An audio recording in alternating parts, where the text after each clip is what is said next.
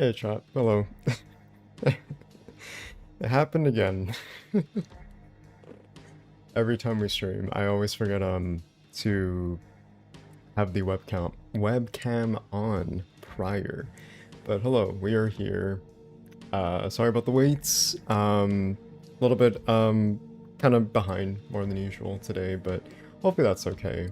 Always have to prepare for stream in advance and make sure everything's accordingly, I guess as per usual. But yeah, how are you guys doing today? Happy Friday! We are once again back with Silent Hill 2 and continuing our little series marathon. And yeah. Hey Marco, how are you doing? Hey, Ultimate Snake, love the name. Hi Heaven's Knight, how are you doing? Hey Eggrons, I'm trying to unsilent these hills too, ... That sounds really ominous. But yes, we are going to unsilent these hills. Holy! Hi Salarin, how you doing? Just let me get my crochet really quick. Nice! The Drunk Menace. Sent guitar for 1,000 jewels. Okay, so I still don't know what that is, guys. I really have no idea what that jewels thing is. Is that a point system? Reward system? I have no clue. This is news to me, so... In my rest of the streams, I see the YouTube channel. Absolutely. I wish I could go to Happy Burger. Me too. I feel like that sounds pretty good, actually.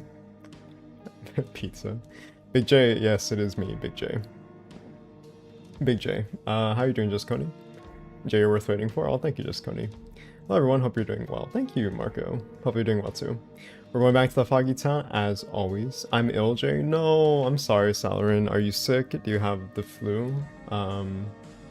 I'm sorry to hear about that. I hope it's not in relation to the recent, what is it called? The recent, virus that's going around, at least here in the States, with the whole, I think, yeah, it's like a stomach flu, right? People are getting, a stomach virus and just having, terrible diarrhea. I guess the FDA is doing, absolutely nothing about it. Yeah, hope everyone's doing well. Thank you, Salarin. I hope you're able to recover very soon and quickly. I'm so sorry to hear about that. I'm new here. OMG, you're handsome. Well, thank you, the Lazy Hemisphere. Thank you very much. Glad to have you. We're just chilling, we're vibing, just going about our just chatting. Like to just chat a little bit prior to the stream, and yeah, just catch up with you guys and go about the stream. Yeah, hopefully you have a great swell time. Thank you very much. The doo-doo lettuce? I heard it was called the doo-doo lettuce too. Yeah, but it seems to be in relation to produce, right? That's from what my understanding is, and that's not really unheard of. I know, I think last year we had a virus too, right? And that was also in relation to, I think, produce too. I think it was the packaged produce, I believe. At least in the supermarkets, I think. I think Walmart usually is the biggest one that I feel where most people tend to get really bad stomach flu or just anything in relation to gastrointestinal issues.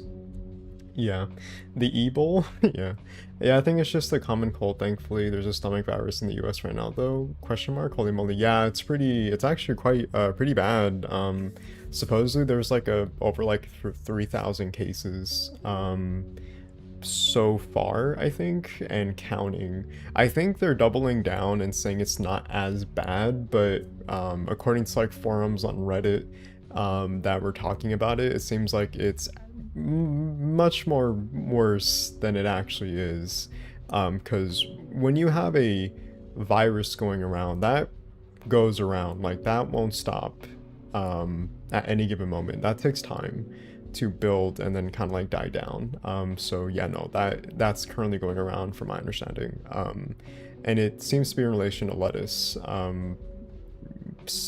I think specifically lettuce, but it seems like produce really, so I don't know. Yeah. Taco Bell, ironically, that's hilarious. It's funny that we make fun of Taco Bell for giving us really terrible diarrhea. And yet here we are. Yeah, I heard there's been a lot of recalls when it comes to even fast food chains and restaurants when it comes to having like lettuce or produce, I believe, and having to make sure that, you know, that's not being, you know, catered to, you know, occupants in, you know, like their establishments. So, yeah, I don't eat out. I don't eat out. I don't eat out at all whatsoever, so that's not really a problem for me. But I do indulge like in vegetables.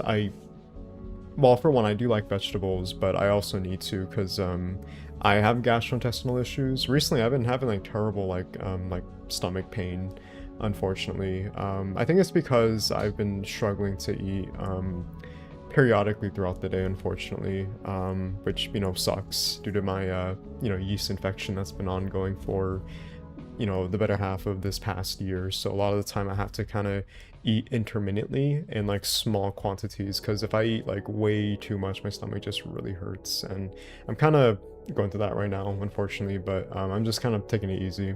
Yeah, but anyway, point is I do like vegetables, but I usually go to like Whole Foods.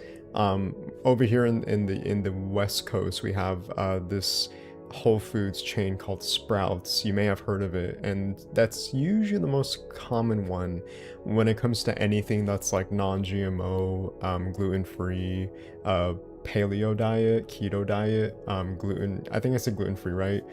So just stuff like that you know, most people try to like want to have like as an alternative. Thank you so much for Lane Iwakuru. Apologies if I mispronounce your name. Please correct me if I mispronounced. But thank you so much for becoming a channel member. I sincerely appreciate it. Welcome to the Silent Archivist. Thank you so much. Appreciate it. What was I saying? Yeah, so Whole Foods. So usually I do my frequent, I frequent my Whole Foods local one when it comes to like anything, like when like in relation to like poultry, fish, vegetables, etc. So yeah, by no means is that like mean like I'm safe. It just seems like lettuce is the kind of like the indicator here. But ironically though, I can't even have lettuce because I have an allergy to lettuce. I actually have a allergy panel in relation to vegetables that I can't have. I can't have like carrots. I can't have the aforementioned lettuce. I can't have like green beans. There's like surprisingly like, you know, some vegetables that I can't have because like really like, you know, messes up my GI system. Broccoli is a huge one. Broccoli like really bloats me horribly. So yeah, so I don't know, but I've also been kind of avoiding vegetables recently just to see if maybe that takes into effect. So I don't really know. But yeah, I hope everyone stays safe out there. It really sucks. That's kind of like the recent virus that's been going on. So yeah, I just recommend to just like make food at home. Home cooked meals are absolutely, to me at least, objectively the way to go. Cost efficient, it tastes really good when you know how to cook, you know what you're doing. So yeah, but hopefully you guys are doing well. Hopefully you guys are doing well. Hey, Serial Experiments Lane. Oh, is that the profile picture that Lane has? That's pretty cool. I actually didn't know that was a thing because I remember like seeing that anime in like pictures or something like that recently, and I was like, huh, that looks really familiar. I wonder where that's from. And I never knew for like the longest time, and then I recently discovered that. So that's pretty cool. Yeah. Jay, if we ever do bingo again, there needs to be a apologies if I mispronounce your name, Square. Yeah, so we definitely do have to do bingo again. You know, I wonder if I still actually have the bingo card that one of the, for one, the viewers who frequents on streams and also the channel made. I think Lights in the Sky, right? If Lights in the Sky is here, that'd be pretty funny. I don't even know if I have it anymore. But for those out of the loop, we had this like bingo card post stream whenever we finished, where we would basically have like kind of like specific squares that were just kind of like running gags in the community or streams really. Where if viewers are able to kind of like get like a bingo slot, and if it was like a perfect 5, then you would get like a free channel membership on my behalf. But we just kind of discontinued it because I believe people were abusing it and it was just not fair. So yeah, unfortunately. Oh, I found it. I actually found it. Here we go. Oh man, it's been such a long time since we done this. Here it is. Here's the bingo card. So yeah, we used to have this quite consistently last year. So just like for reference, like we have chat praises Jay's hair, I guess. This is true because I tend to say this is true quite a lot. I don't know why we have horny jail. I guess because the bubblehead nurses or whatever. Banned in the chat. Man, this does not hold up well. It's- this is really, really like aging like milk. Um, yeah, I do actually still say bye at the end of the stream like so many times too. Um, yeah, it's funny because I still do some of these things as well, which is really funny in retrospect. But yeah, no. So anyway, so we used to do this like post stream, and I had to like kind of discontinue it because people were just kind of abusing it a lot of the time. And when I would I guess like call out people on it, people would just kind of like complain to me and just kind of get like a little bit like hostile, and that was not really good. That was not healthy. But yeah, but that was a year ago, and we just kind of left it to kind of like residue. And I don't know, maybe one day I'll bring this back. Maybe, I don't know, if people really want this back, then we can definitely look into it. But yeah, but for a time it was really funny, it was really fun. So I don't know if that's something that we were genuinely interested in, then we can definitely for sure look into it. Um, but yeah, that can be the middle free square Lamau. LO, yeah, I remember this. Yeah, people who are veterans of the channel who have been here for like I don't know since like 2025. Yeah, that was like a pretty big thing. So why don't hold your peas in there?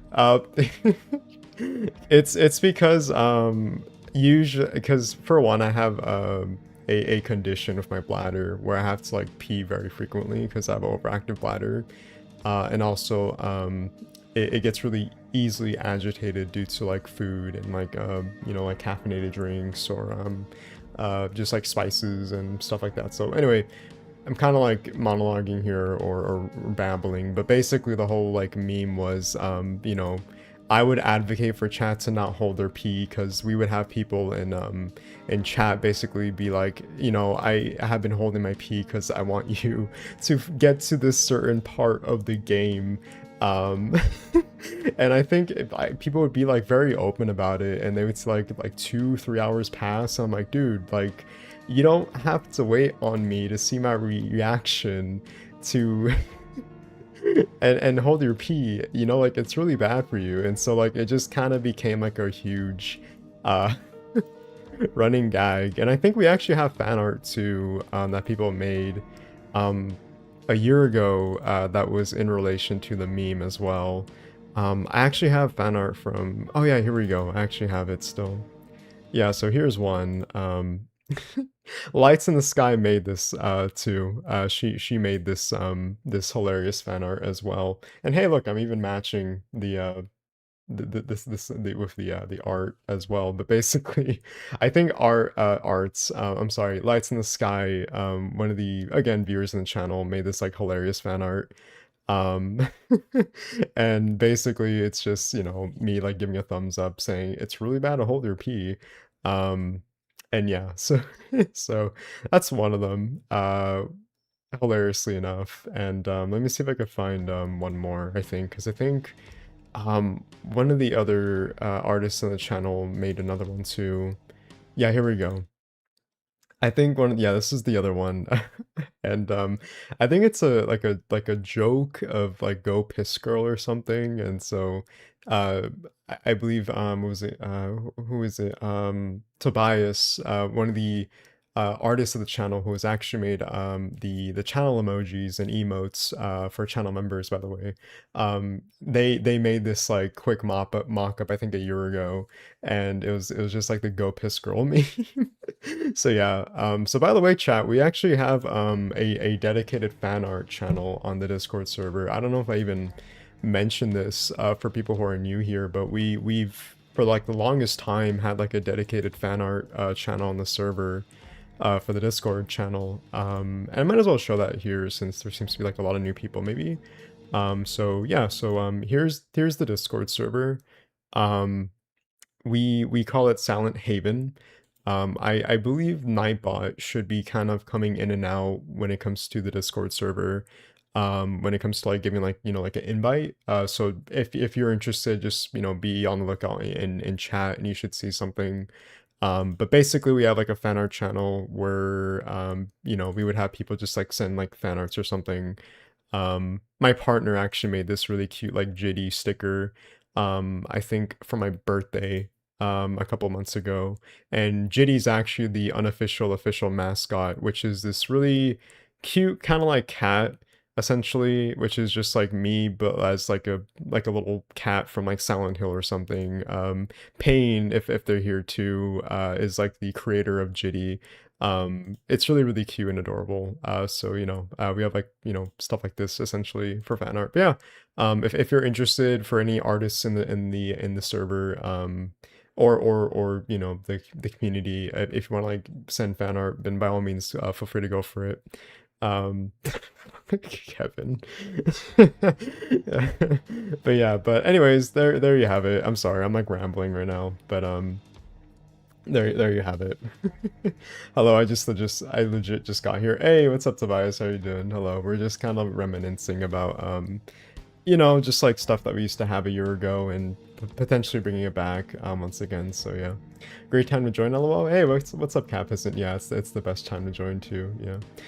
James has to be holding his pee while looking for Mary unless piss doesn't exist in Silent Hills. I think when you're a video game protagonist, pee doesn't really exist, or just like use in the bathroom, unless it's like a video game like No More Heroes. I think No More Heroes, if Travis Touchdown, I think he uses actually the bathroom as like a in-universe and in-game mechanic where you actually save, which is hilarious. I love No More Heroes.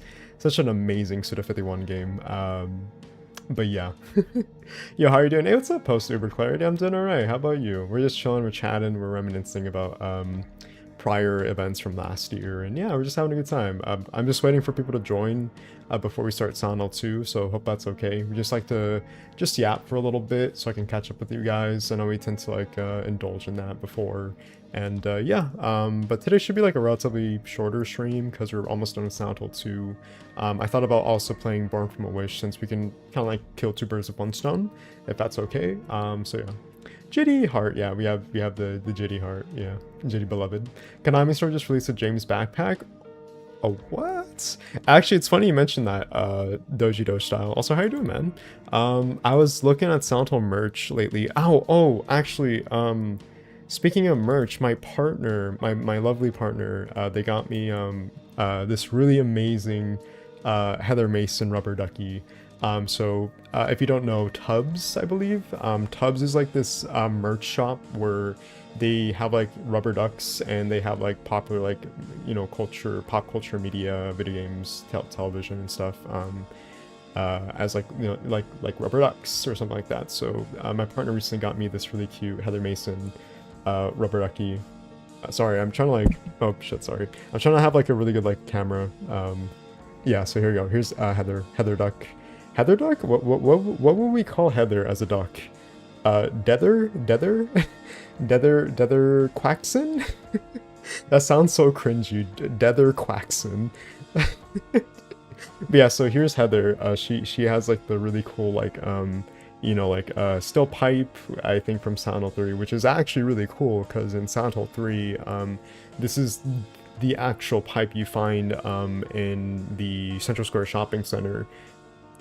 Excuse me, in one of the shops when you're in the Otherworld section, and it's like virtually like the same like steel pipe, which is really cool. You even have like her little like stopwatch, her little like wristbands or something.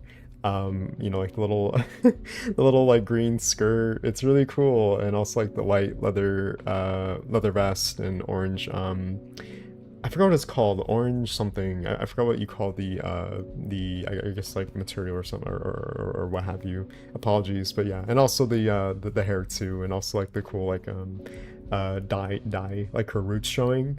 So yeah, it's really cool. I didn't even know this was like a thing until like recently.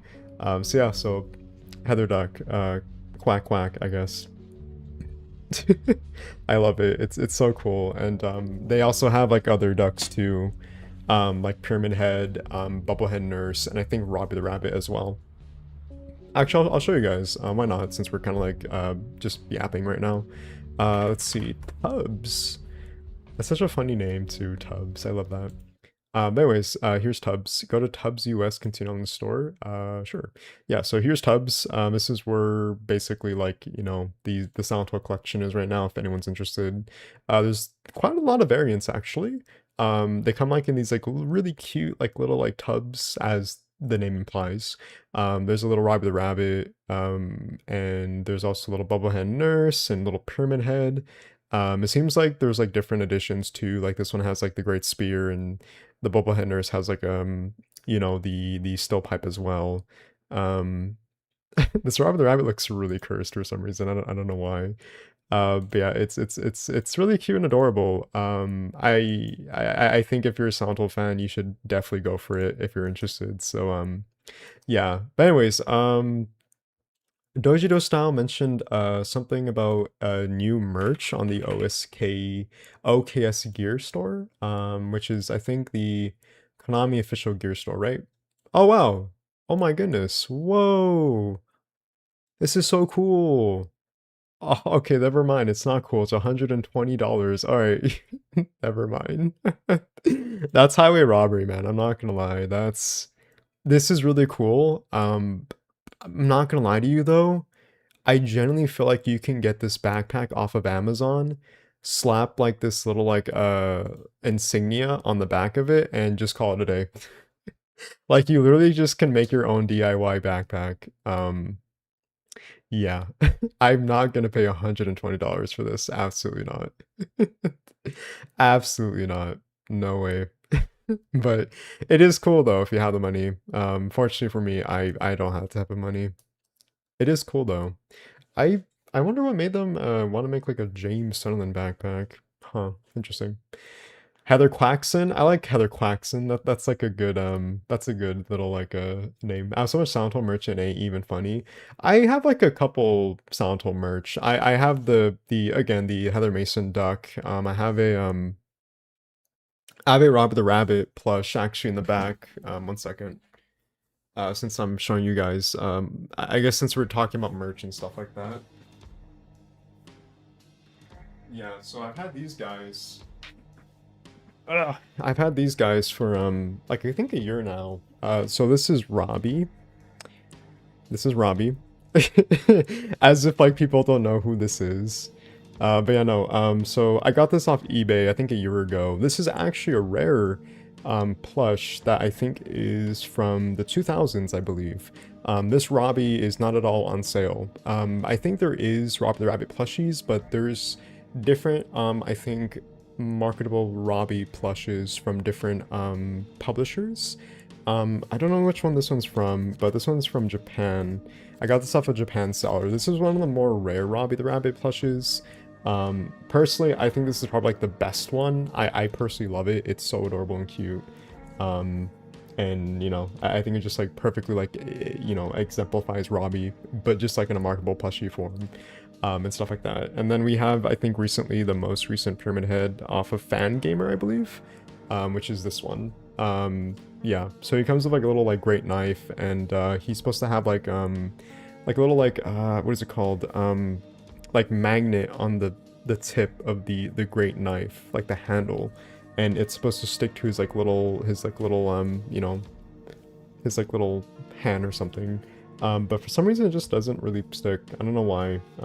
Yeah, but I think it looks not too bad. I don't know why he has like these weird like little like birthmarks or like burn or yeah, like burn marks on like his arms, because he doesn't really have that in the game in Silent Hill 2. And I don't know why he has like a brown apron as well, since it's supposed to be like a white butcher smock too.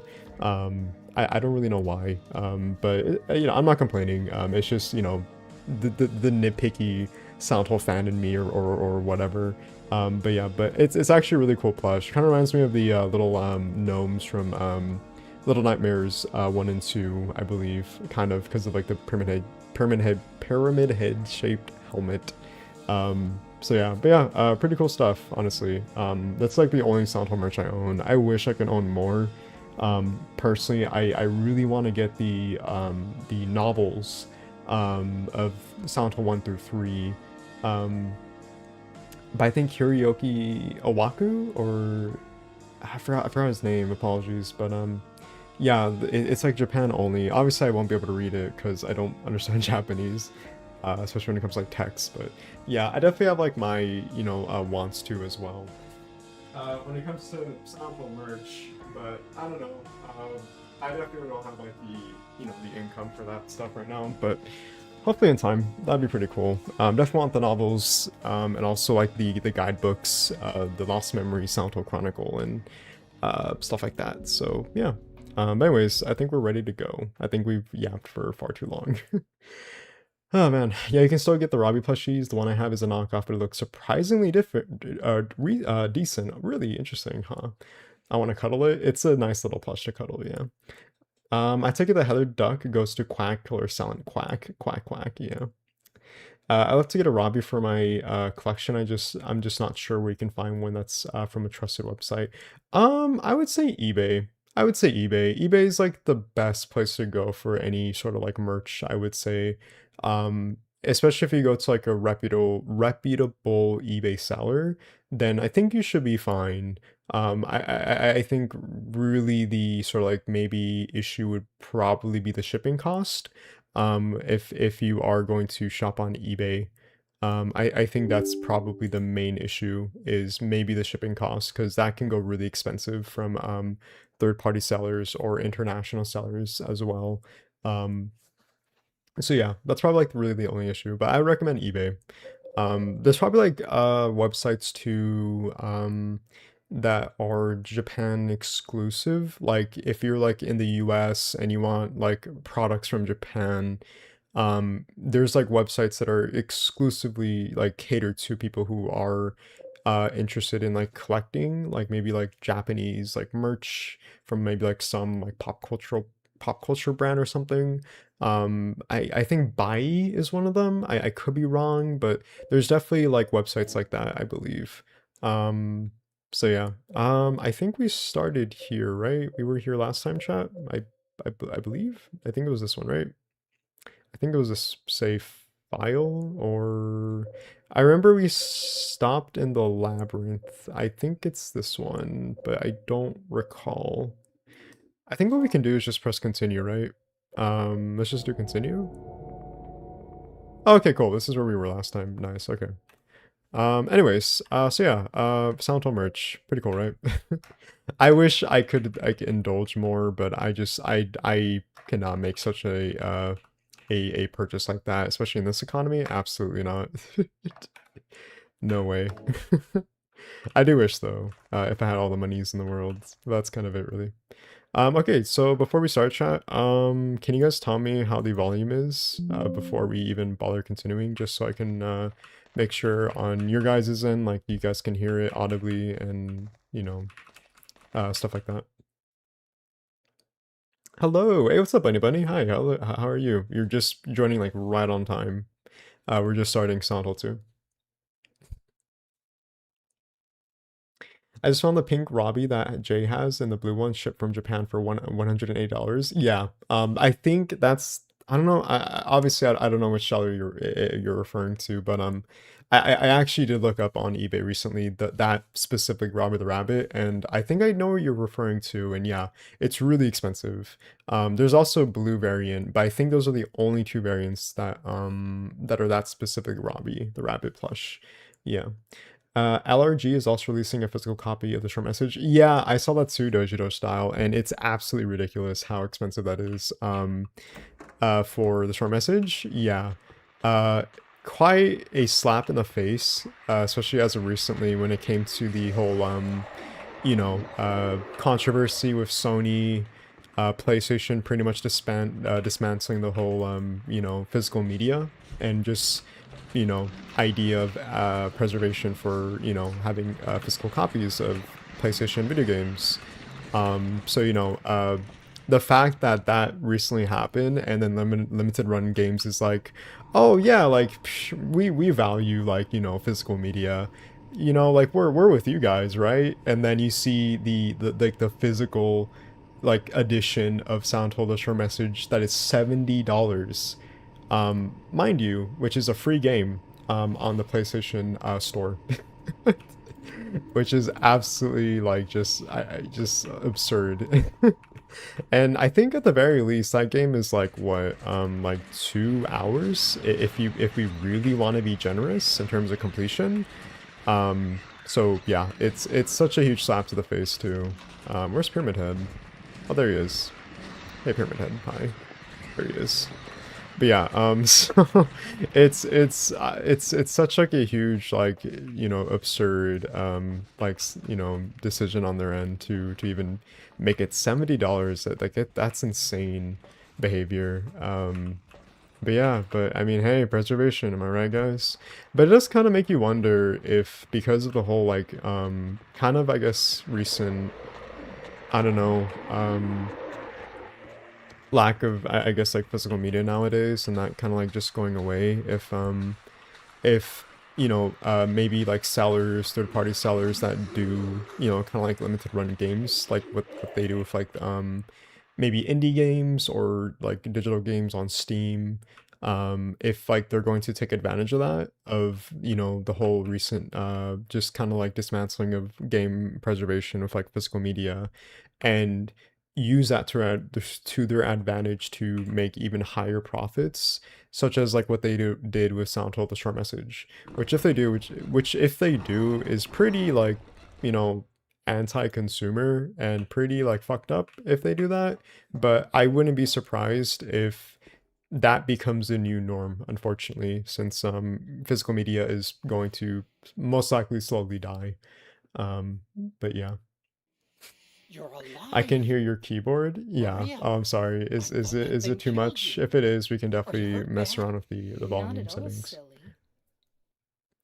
Ooh, I'll have to get looking. I've been wanting a Robbie for a while to add Maria? into my collection. Thanks for the That advice. thing, Yeah, of course, it Heaven's Night. stabbed you. I feel like It was Robbie's definitely like blood a everywhere. definitely Stabbed me? What do you mean? obligatory in terms of It like chased us Santal to the elevator, merch. Yeah. and Hopefully, then you can get your Robbie the Rabbit What are soon. you talking about? just before. Don't you remember? James, honey, did something happen to you? Yeah, After we James. got separated Did in something that long happen? hallway? Are you confusing me with someone else? You were always so forgetful. Remember that time in the hotel? Maria? You said you took everything, but you forgot that videotape we made. I wonder if it's still there. How do you know about that? Aren't you Maria? I'm not your Mary. So, you're Maria. I am. If you want me to be. All I want from you is an answer. It doesn't matter who I am. I'm here for you, James. See? I'm real. Don't you want to touch me? I don't know. Come and get me. I can't do anything through these bars. Okay. Stay right there. I'll be there soon.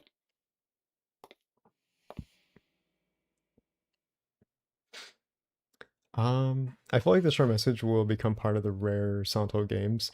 I think so too. Yeah, because they haven't really done anything to push for preserving Santo the short message like at all. Which is really odd because I I feel so Sony I'm sorry, Konami essentially has a sort of like partnership deal or exclusivity deal with oh my bad. With Sony, PlayStation, when it comes to exclusives, at least in the Silent Hill series. And so essentially, when Silent Hill was getting revived back in 2022, technically, if we want to be technical, I guess in terms of like games than 2024 really, when they shadow dropped Silent Hill the Short Message, that first dropped on PlayStation 5, I think January 31st, 2024. And it was, I want to say during like a state of play, right? Or maybe I'm wrong, but I do remember it was shadow dropped back in 2024, like really early in the year.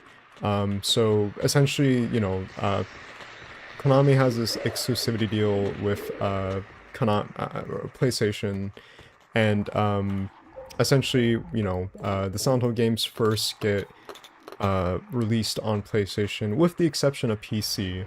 But essentially, the short message has only been locked to the PS5. And for some reason, it just hasn't been ported, like, at all whatsoever, to any other platform. I don't know why. I genuinely have no clue as to what the reason for the short message just being locked to PS5.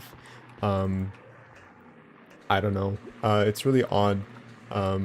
I wish it got ported to PC at the very least, because I feel like that's such like a very easy port. And also it's for free too, so I don't really know why they haven't gone about doing that. But then again, like, this is Konami, like, they aren't really great at porting the Silent Hill games in general when it comes to game preservation. So I mean, you know, I guess it's just kind of standard for them, right? But I don't know. I wish it did, because that's like the only, I wouldn't say mainline Silent Hill game, but Silent Hill game, at least like modern Silent Hill, that has yet to kind of get in like my grasp that I can actually play. So I don't know what's going on with that really. Hopefully one day they do, because I feel like that's really important. But I think that's the reason why Limited Run Games decided to, you know, go about making a physical media release for the short message. Which is really cool, mind you. Like, I'm all here for game preservation, but the fact that they're abusing their model by making it cost $70 is really absurd. And I feel like if it was like a fully fledged game, much like Silent Hill 2 Remake or Silent Hill F, then I think we have like a good, like, you know, argument. And, you know, I think that's a good like exception, but it's not, because it's, for one, a free game, and it's at the bare minimum like 2 hours to complete, hence, you know, the short message. So, you know, with that, like, I think context in mind, it's pretty like asinine to think that they can just, you know, make such a huge, like, you know, marketing push like that, especially because, you know, game preservation and that dying, it's insane. And also, if like you want to play the short message, like, that's the only way you can play it now. Not really, since it's still on PS5 digitally, but I mean, you know, like, who knows, like 10 years from now, when the next PlayStation console is, you know, I guess like slated or instated and released, and people have it in their hands, you know, that's, the PS5 is gonna have like the whole PSN store, I'm assuming that's what it's called, right?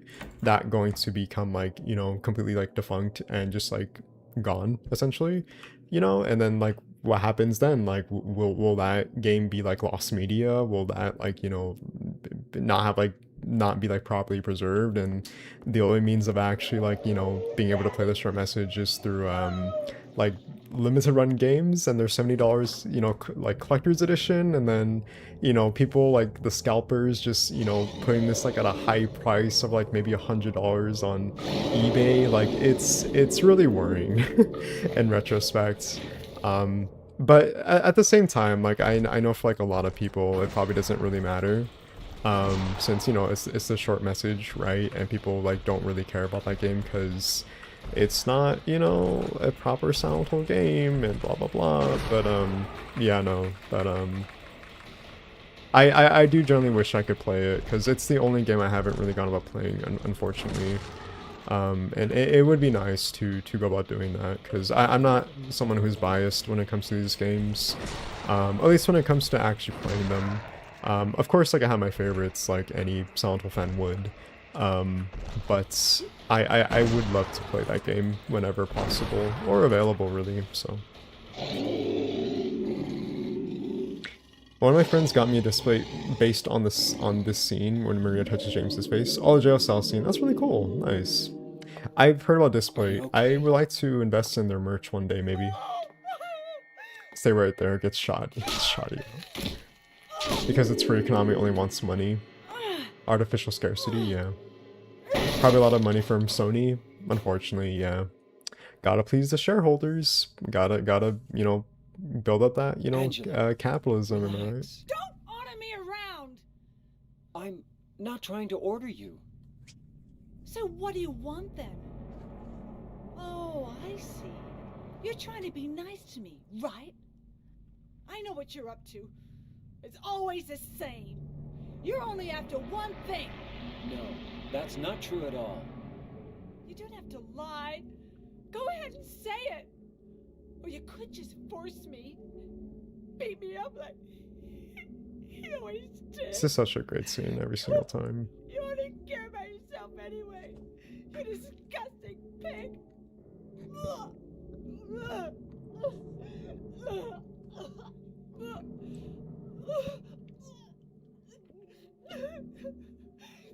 Angela, Don't touch me.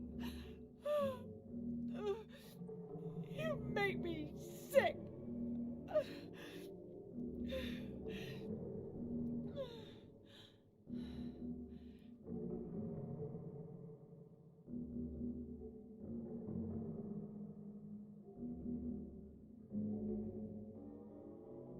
You said your wife Mary was dead, right? yes. She was ill. Liar! I know about you. You didn't want her around anymore. You probably found someone else.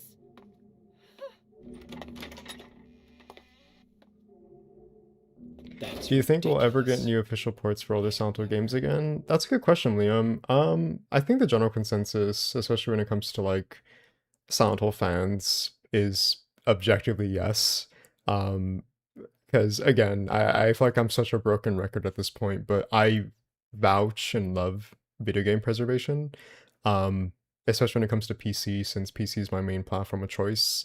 Since for one, like I'm just a PC gamer, and two, much of my work comprises from my desktop. So yeah, like of course it's gonna be like my, choice, my popular choice really. But yeah, no, I would like to think in a perfect world we can actually have like proper ports of the Silent Hill games.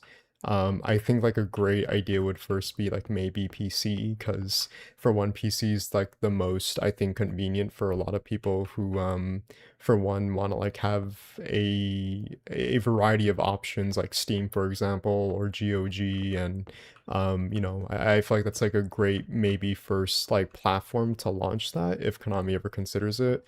And then, look into like maybe PS5 or Xbox Series XS, to see like how that performs too. But obviously like Konami's sitting like on a gold mine. I just think I think like the general consensus or the idea is maybe like the interest is there, but I think because of just the oversaturation of remakes nowadays, especially when it comes to Silent Hill, no, I'm sorry, not Silent Hill, Resident Evil, because I think Resident Evil is really the ones that what's it called? Really, I would say kind of push this notion of what is it called of like the whole remake sort of like genre with the success of Resident Evil 2 remake, and then 3, 4, and then more on and so forth. I think because of that, that really kind of like showed like a lot of publishers like, oh hey, like we can capitalize on this, and we don't necessarily have to you know go about making remasters and like porting these games that are like beloved, and you know uh that can be like very convenient for people.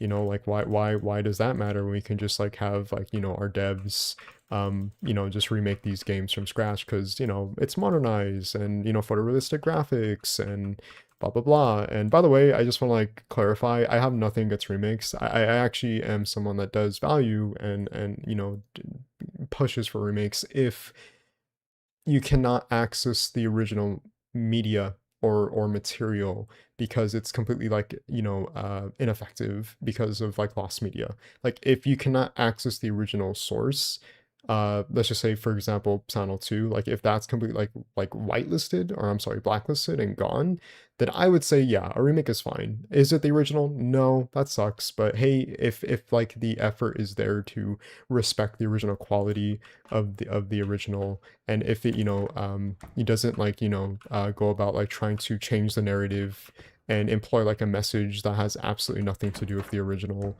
maybe like commentary or symbolism or gameplay, um, then I think that's fine. But yeah, no, but I think because of the whole like recent like oversaturation with remakes, that's just sort of like the notion that the gaming industry is going towards to, when it, progressively speaking. And I just think that's kind of like the new normal. I think it has been ever since maybe, I guess, Resident Evil Remake. But I don't know, like you can also argue that remakes have been around for like decades now, because technically, and it's funny too, because like the most I think, the remake I think of that was very much for the time new was Resident Evil 1, and that was on the GameCube, if you guys recall. When Shinji Mikami wanted to remake the original Resident Evil, the 1996 version, and he wanted to go about doing that on the GameCube. Um, and so, like that was technically like one of the, I think, first remakes, right? I think when it came to like video games, that I think, as far as I know of, correct me if I'm wrong, I'm pretty sure I am, but like remakes have been around for a while. I just think because of just like the whole like push when it came to like publishers wanting to, capitalize on that and making that the new norm, instead of like actually going about to maybe do like a lot of quality of life improvements on remastering like these original games, due to just like laziness and, just like lack of like interest in preserving the original. Then yeah, like, like of course like that's going to be cemented nowadays. But anyways, I'm rambling and going, um I think a little bit overboard with my answer to you. But in terms of like ports, I don't know. I want to say yes. Like the person in me that loves this franchise so much would love to see ports, but I just don't see it happening, unfortunately.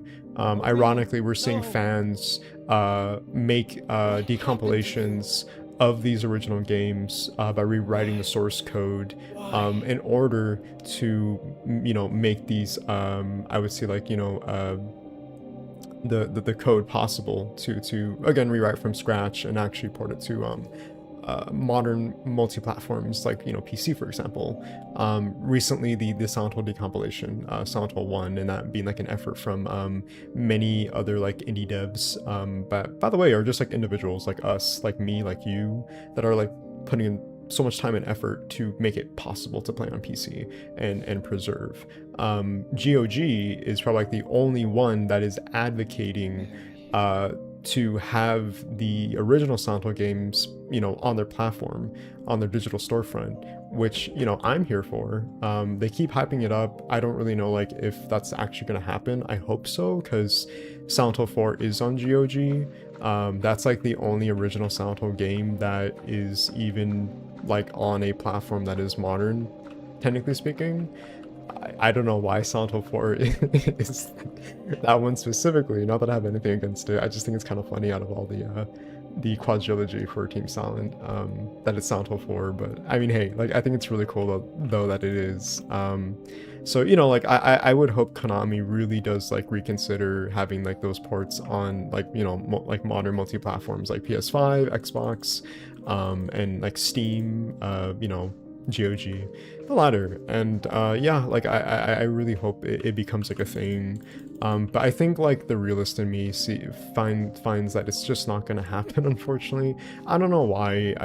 It's not because I'm being cynical or being like a pessimist person. I think it's just, I don't know. I feel like if that was something that was going to happen, they would have done it like a long time ago. And I think the reason why I feel this way is because Hexadrive, the people who actually developed Silent Hill: The Short Message, they initially were commissioned, I think, they were commissioned to port the Silent Hill games onto PC, I believe. And that initially was, I think, the notion, but they decided they weren't for it. They instead went to Konami and said, "Hey, we know like you want us to port these games onto, you know, PC or like modern platforms, but instead we want to make like an original, fully developed Silent Hill game." And then Konami was like, yeah, I'm sure, why not?" and and it's just like it's like cool, but like I would have loved to have these games on like, you know, like Steam or GOG or just like accessible to like other people, and it's just such a damn shame that we still haven't had that yet. I'm glad that it's been, I think, much more of a push as of lately because we have like the Resident Evil games, like, you know, the trilogy that's now on not just GOG but Steam, and I think other games like System Shock, what's the game franchise, a Legacy of Kain, Soul Reaver, I think, the Terminator games, the originals, you know, like that, those are, you know, the original games. They're not exactly ports, but they're like full-on remasters. And I wish like Night Dive or Aspire would go about like remastering the original games, at the very least, like the first three What are you games. doing? What does it And look dude, like? oh, that would be You're amazing. Like busting my 4K balls. upscaled You FMV fat, disgusting cutscenes, piece of 60 shit. FPS, like uncapped You frame make me rates, sick. you know, like the graphics still like Fat ass, preserving like the you're original nothing but a artistic wasted integrity, skin. but like You're slight, so like, you know, ugly, kind of like even your mother updated don't to like love you. really like look like really really good. Like that'd be amazing. Maybe he was Yeah. right. Anyways, I'm kind of like blowing things out of Maybe I am proportion. nothing but a I hope that fat, answers your disgusting question. piece of shit. But you know what? It doesn't matter if you're On that note, smart, time for me to go. Have a good stream, dumb, Senpai J. Oh, no worries, just Connie. ugly, Have a great rest of your day. Thank you for pretty. joining. It's all the same once you're dead. Silent One remake is gonna be fire though. It seriously deserves a remake. I think so too. Yeah, I'm really excited for that one.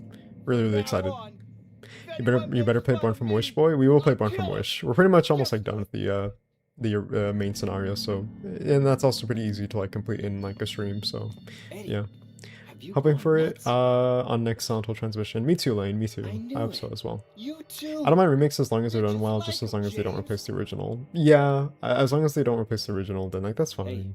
But more I often didn't than mean not, that's anything. kind of the Don't notion, I bother. would say, I you know? understand. Yeah. You've been I want a laughing at me collective all collection along, for modern haven't you? consoles, including Ever Switch since we 2, so I first can play met. Silent Hill in my bed. I'll Yeah, tell you, I agree, James. Jeff Fisher. Me too. I don't own a Switch 2 or a Switch, but I think that'd be pretty amazing to have these games accessible on a handheld device.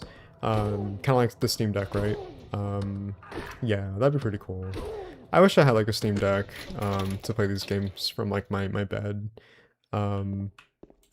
So that'd be nice, I think. That'd be like a little nice luxury for me. And really anyone too. I think it's because they lost the source code, making the original games near impossible to port. See, that's usually the common argument, but I know like they lost the source code, but the thing is, like even if they lost the source code, they still have a source code that is technically speaking, you know, salvageable, which is why we had Silent Hill HD Collection. They had like a backup source code, but unfortunately, the devs who were responsible to port the HD Collection, as much as they tried, you know, and you know what that resulted into, like, you know, they still have it. So you know, I think the fact that that even is like, you know, considered given the context, that shouldn't just be like something that is like an outlier where it's like, oh yeah, like we have this like backup source code, but it's like, you know, completely like just like not finished. It's, you know, like a backup, and you know, like what's the point? And it's like, well, the point is for you to like rewrite it and try to fix it in order to make it accessible, right? Like I feel like that should be like the notion here, you know, and not just like be like haphazard about it, because if it's preserved, and I feel like you can definitely like go into it, and sure, like it may take like a really long time, but I feel like if it's done with like a lot of passion and a lot of like effort, with genuine interest, then yeah, like I think, you know, they should absolutely go for it. You know, like it definitely sucks that the source code, the original one, was lost, but the fact that they had a backup to work off of, then I think they can absolutely like work on that and make it the best it possibly could be. Would it take a lot of time? Absolutely. But I think if, you know, there's effort and genuine interest in there, and if it's, you know, genuinely like, you know, possible, then yeah, like absolutely go for it. Absolutely. They should all be on Steam. Yeah, I agree. Steam, GOG, PS5, Xbox. Konami will definitely use AI for upscaling. You know, you joke, maybe. I don't know if you're joking or not. I can't tell. But, you know, that's like the reality, though, for a lot of remasters nowadays, is a lot of developers are using AI to, for one, I think because of cost effectiveness, to save, like, on, you know, development costs, which, is a thing, obviously, but I feel like the fact that we're, you know, using AI in order to kind of, you know, make compromises is not exactly healthy. I think it's actually gonna do more damage than good, I would say. And you know, I don't think that's something that devs should, you know, be like, you know, be hand holding on, I think. I feel like that's something that should absolutely not even be considered whatsoever. But unfortunately, that seems to be the notion nowadays, which sucks. Yeah, like, I don't like AI. Like, I'm gonna be so for real. I do not like AI. Eddie? Especially like the damage that's been done with Eddie? AI recently, with the whole like, you know, AI I bubble and killed a the whole like recent like, you know, human being. demand and supply with like RAM shortage and, you know, storage A shortage as human well. being. Yeah. You know, it really sucks that we're kind of like heading in that sort of direction nowadays, because I feel like there's definitely gonna be like a whole like lack of like artistic integrity, and also like just like an innovation when it comes to games nowadays, you know. Mary, I feel like that's gonna be like replaced by AI. Not completely, obviously. But I feel like with like did most you AAA really games, like die that's gonna be like 3 years sort of ago? like the driving force, just for the sake of like, you know, more so to again like make compromises when it comes to maybe development costs. And sure, like that's like a genuine like, you know, point of contention, but when that becomes a reality, then I think we become complicit and we just become lazy and we just allow that to be sort of like the excuse, right? If that makes any sense. And I feel like that's kind of like what's been like happening recently with like video games, and like that sucks. Even like reputable like developers, you know, like Sega, for example. Sega recently had like, I think in their like Steam description for like one of the Sonic games or like the upcoming games, that they, I think, were using AI for like one of like their upcoming games or something like that. And it's like, well, it's time to get Sega out of here. Yeah, but it's such like a shame that we're kind of like heading in this direction. And it's just kind of like become like accepted, you know. It sucks.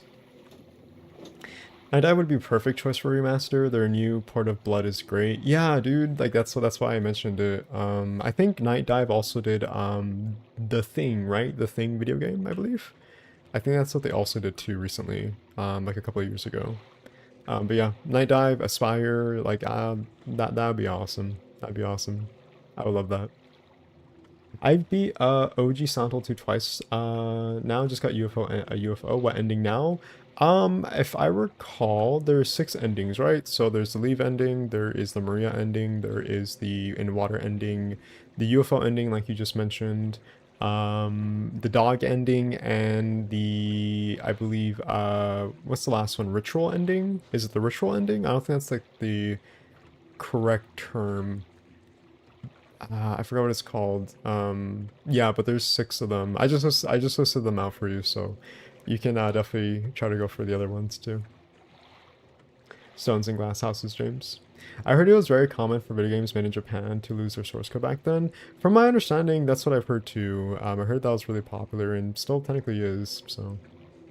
Ooh, yeah, the Great Knife to Attack? Yes. Yes, we do. Hey Jay, what's going on? Hey, what's up, Payne? We are playing Silent Hill 2. We're finishing up the game, and then we're going to play Born from Wish, since we'll most likely have some time to kill. But yeah, we're just chilling, we're chatting about video game preservation, AI, stuff like that. But how's it going? AI can be used as a tool, but nobody wants to use it that way. They want to use it as a replacement or substitute for human works. Yeah, exactly. I know AI can be definitely used for a tool, and I think in practice it could be good, but I think since people have been really abusing AI, especially when it comes to like ChatGPT, for example, and that sort of like being a replacement for not just like work, but just like critical thinking. Like I know people who use ChatGPT because they can't think for themselves, and that's terrifying. That's insane. It's like you can't even like function as a human being anymore because of the over reliance on an AI tool or bot to do the work for you, you know? Like what's the point of even being a human if you can't even human? If you have to rely like on something that is devoid of being a human, ironically speaking, that probably even encompasses more humanity, which is even more ironic than you know like the person in question that is using the AI, right? So like it's so sad.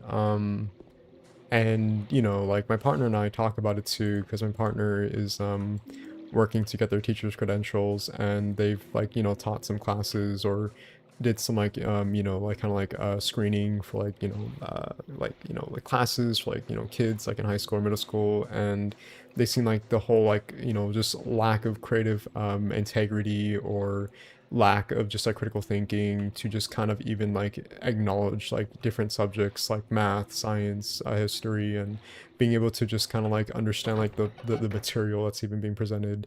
And yeah, like for sure, like you know I understand that it's not going to suit everyone's like needs. Like I for one really struggled in school and in education. I didn't get the best grades, but I did generally try to make an effort to like you know study and you know give myself that quality of life improvement by just like you know doing research. And the fact that kids are like having this over reliance on AI is such a scary, scary thing.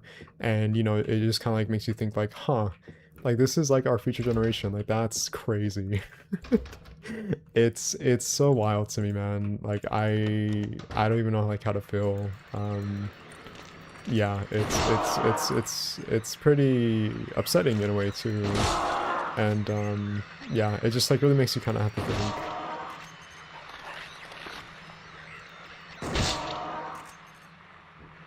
Let's see. This is the shotgun, right? Yeah. I don't even know why I'm using the shotgun, honestly, but hey, why not? Doo -doo -doo -doo -doo -doo.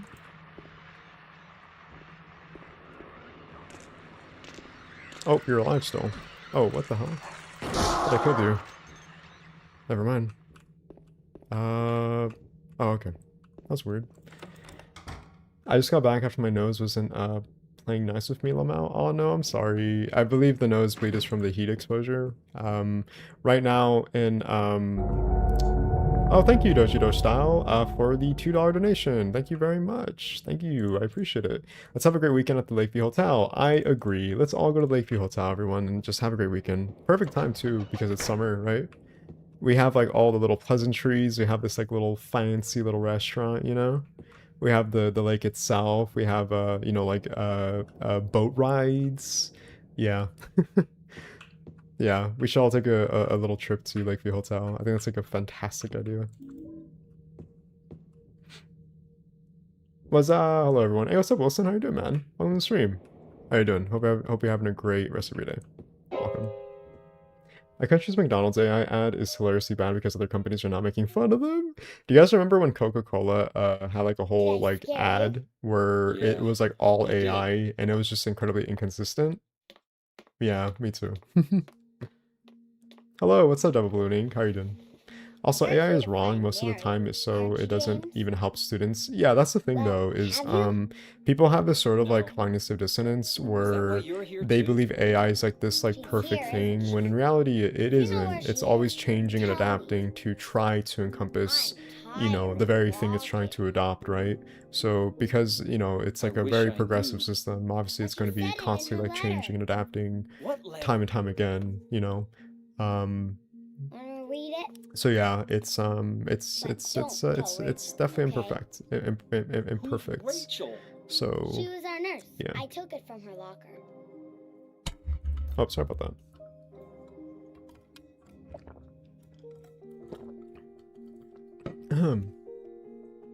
I'm actually pissed when Instagram can now let everyone edit other people's work with AI. That's a thing? Really? My dearest Laura, I'm leaving this letter with Rachel to give to you after I'm gone. I'm far away now, in a quiet, beautiful place. Please forgive me for not saying goodbye before I left. Be well, Laura. Don't be too hard on the sisters. And Laura, about James, I know you hate him because you think he isn't nice to me, but please give him a chance. It's true he may be a little surly sometimes and he doesn't laugh much, but underneath he's really a sweet person. Laura, I love you like my very own daughter. If things had worked out differently, I was hoping to get adopt you. Happy 8th birthday, Laura. Your friend forever, Mary. Excuse me.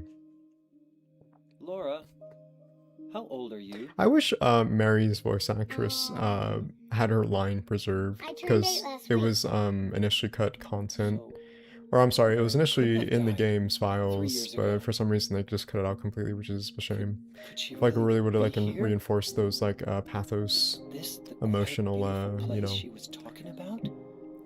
emotional, Me and Mary talked a lot about I don't Silent know, Hill. She even showed me emotional all of her means or pictures. bouts or She something. really wanted to come back. Did Instagram remove That's that why I'm after here. massive backlash and mockery? Maybe you'll I get don't it if you know. see the other I one. don't have The Instagram. I one don't use social Mary. media. I haven't used social media Huh? since I must have dropped it. I think a year Laura. ago, I I couldn't believe. find it. Yeah, I used to have Instagram, I think back in Laura! 2025, but I just deleted it because it was just mentally exhausting. I just couldn't take it anymore. It was terrible. Alright. Facebook reviving dead people pages of AI? That, what? I'm sorry, what, sir? That's a thing? Well, that's no bueno.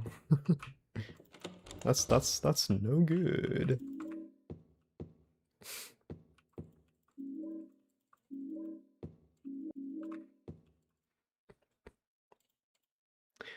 I don't believe we have it right.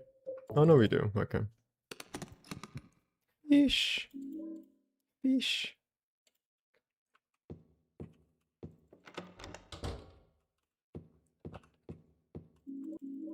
Do do do do.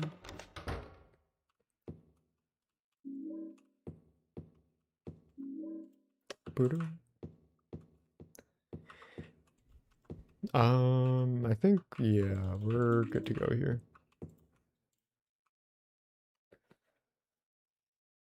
Can't believe Laura would be 33 now? Really? I guess so, huh? How old is she in this game? She's... Oh my god, they literally just said it too, right? 8 years old, I think? 8 years old? I was not paying attention. Sorry. But yeah, I think she turns 8, right, in the game?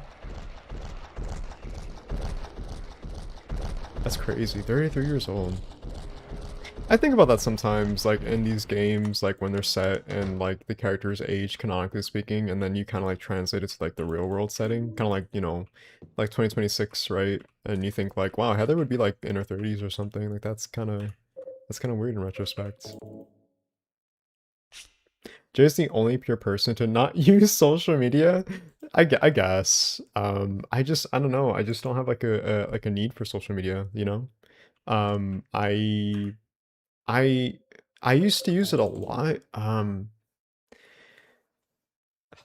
guess like maybe back in high school, I suppose, but I just never really had, in retrospect, like I just never really had a need for it, you know? Um, like my partner has social media, like they have social media, and I guess like a couple of my friends do too, but I just never really used it, and I just never really had much of a use for it. Um, Hot take, but I'm in the minority that believes social media should have just been only used for like messaging your friends or your family members, and that's kind of it. Um, like how it used to be like with Skype or Facebook. I'm sorry, not Skype, MySpace. You know, like kind of like how there used to be kind of like message forums or threads. I feel like that's what social media was supposed to be, and technically could still be, but it's not at all anymore, and it most likely never will be. But at the time, like that was kind of like the point of social media really was just like talk with people, and not be like what it is now. It's like this whole like garbled mess of just like, you know, influencers trying to, you know, just like promote their products and just kind of like insinuate this like lack of authenticity by trying to like, you know, garner your interest to make profit off of you, and, you know, sponsorships, and, you know, people trying to, you know, facilitate like this sort of I guess like presentation to them, and you know, like make people who are, you know, who watch them, make them feel like kind of like pressured or anxious to be just like them, you know? It's very toxic, and it's like very disturbing in a weird like dystopian way, you know? Like that's not healthy at all, like whatsoever. Like it definitely does take like a toll on like your mental health. And like we've seen that happen in real time ever since like the progression of social media, you know? So yeah, I just I don't know. I just cannot really get into social media afterwards. A lot of people told me like, hey, like you know, I think this was like in the earliest stages of like my YouTube channel. They're like, you should like consider using you know, like Instagram or TikTok to promote your social pages. And I was like, yeah, no, like I'm good. Like I don't want to become something I'm not because that's just like not my thing. And I feel like that would just do more damage than good. And I mean, hey, if it works for you, then like that's great. If it does, but it's just not for me, Chief. Like it's just no. Yeah, no, I just, you know, it's just not my thing. So I use IG for posting my art. I think that's fine. That's okay. Like I feel like if you just use it to like promote like your work and like, you know, it's like not doing like any more harm than good, then like I think that's fine, you know? Like there's nothing wrong with that. Yeah, so I also use Instagram to post neat scene packs for the editors to use. That's really cool. I love that for you. I love like those like little edits that people do. I never understood how that's even made, but it looks really cool when it's done. Looks really cool. I think honestly that's great. It's best to stay off of social media. Yeah, I can't believe it's been like a whole year since last used social media. It's kind of wild actually. Um, yeah, it's been like a whole year. Instagram was like the very last thing I used. I guess if we really want to be technical, then I guess Reddit is something that I still use on occasion. But even then, like I would even say Reddit is it's more of like an anonymous message forum the way I see it, because technically speaking, you don't go on Reddit to, you know, be social. You are social, but not in the context like how you would have like Instagram or Twitter or TikTok, you know. It's more so it's more towards like you know, being more anonymous when it comes to like your presence, and that's just kind of like what it's always been kind of in a nutshell when it comes to like, you know, Reddit. um but even then, like I don't use it like consistently. It's just more so for like news and like what's been going on, and you know, with like video games and stuff like that. So yeah, I don't know, it's really it's weird, I guess, but I don't know, I just don't really have like a use for it, and I probably never will, to be honest. Yeah.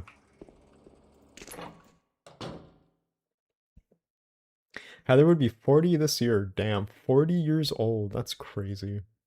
It's a real anime, by the way. Oh, I just watched this anime called Chain Smoker Cat, and it makes me feel gross. Oh, wow, okay. Cat girl. It says comedy and slice of life, but sounds depressing. Oh no. I could never get into anime. I don't know why. Yeah, I don't know. Anime's just never really been my thing. A couple of like animes here and there, but I don't know, I just never got into it. Um, do we not have the we do have it. Oh, is it because I needed to pull it out? Yeah, I did. Okay. I was like kind of like odded or at odds with why it wasn't working. The problem with AI in general is that it's lazy, effortless, and literally soulless. Yeah, more often than not, that's kind of the impression I think I would say most people get. Um Yeah, I don't know. At least like that's for me, like my perspective on AI. I will personally never support it. I just can't. Like it's just something that leaves like such a huge bad impression on my mouth, you know? Um yeah, like I just not an advocate for AI whatsoever. Okay. I think we're good to go here. Ow. Okay. I don't hate it, but there are times I feel grossed out when watching it, but I really like the story. Oh, they're talking about AI. I was like, oh, I mean, hey, teach everyone's own, but I think you're talking to, or you're referring to the anime I believe you're talking about. We can just go over here, right? Yeah. Oh, what's this? I can't get the thingy. Or maybe I was never supposed to. Oh, right, we need to get our belongings. My bad. I completely forgot about that. Gen AI is soulless. Yeah. AI is practically everywhere when it comes to, like, you know, products, social media, like everything and anything, unfortunately.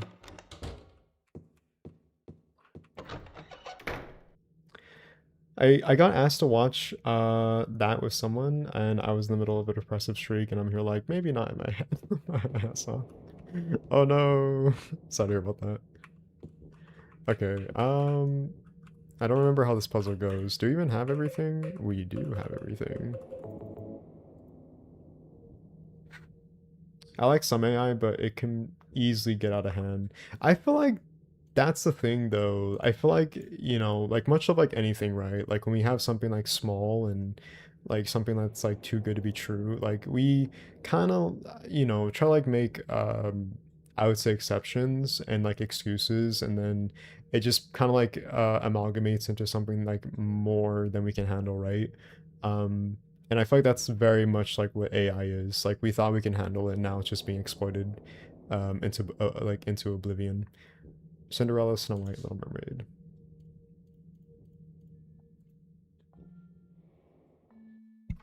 Okay, cool. Cinderella, Snow White, Little Mermaid. Let's see. Oh, why is it not?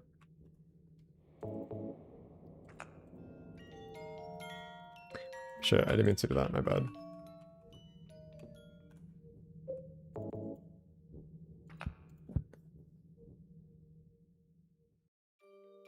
There we go.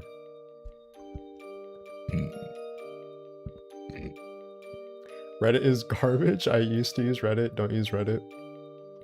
I would say I use Reddit like passively. I'm not like obsessed with Reddit. I just use it like in like, you know, like passively, I would say.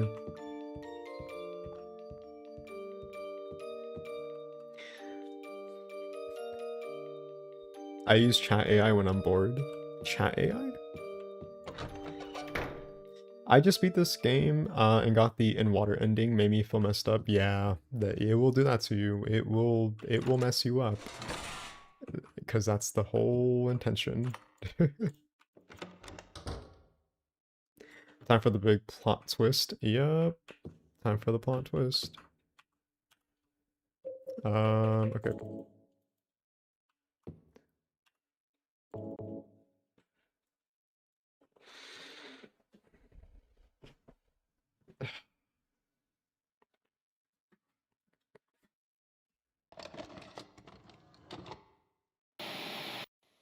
Are you taping again? Come on. I don't know why, but I just love it here. It's so peaceful. You know what I heard? This whole area used to be a sacred place. I think I can see why. It's too bad we have to leave. Please promise you'll take me again, James.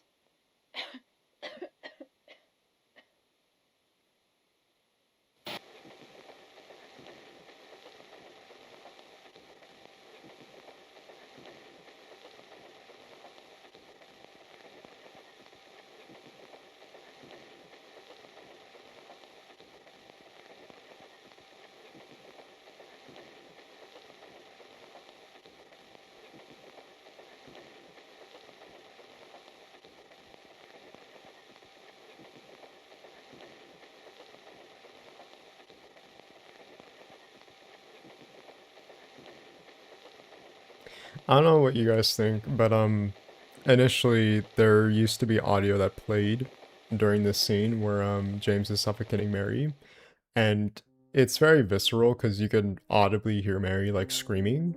Well, screaming, but as she's being suffocated, like you can like hear like her muffled screams, and I don't know, like I think it's disturbing and haunting without the audio because it just kind of like leaves a lot of like ambiguity and implications as to why James did that.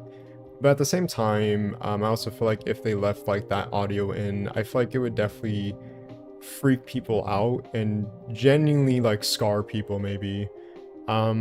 And it definitely would like, you know, cement the feeling like, oh my god, like that's horrifying. But at the same time, I think like, you know, like given it's Silent Hill, like would they do that? Like would that, you know, get the point across? Because I feel like it does so effectively even without the audio too.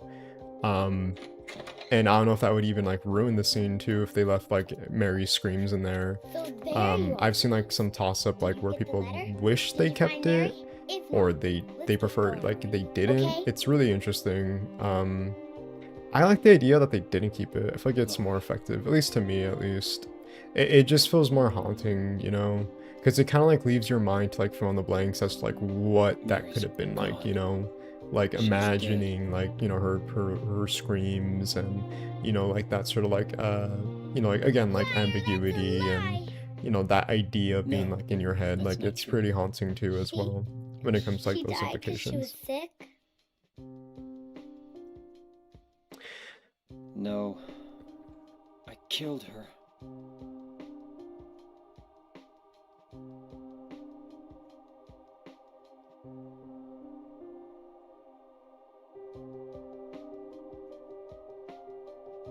You killer! Why'd you do it? I hate you! I want her back! Give her back to me! I knew it! You didn't care about her! I hate you, James! I hate you! I hate you! I hate you! Sorry. Sorry, I know this is like a really Always serious waiting scene, my for bad, you. but Why? Why? I dropped my sorry, I dropped my my earphone. Sorry about that, chat. I'm sorry.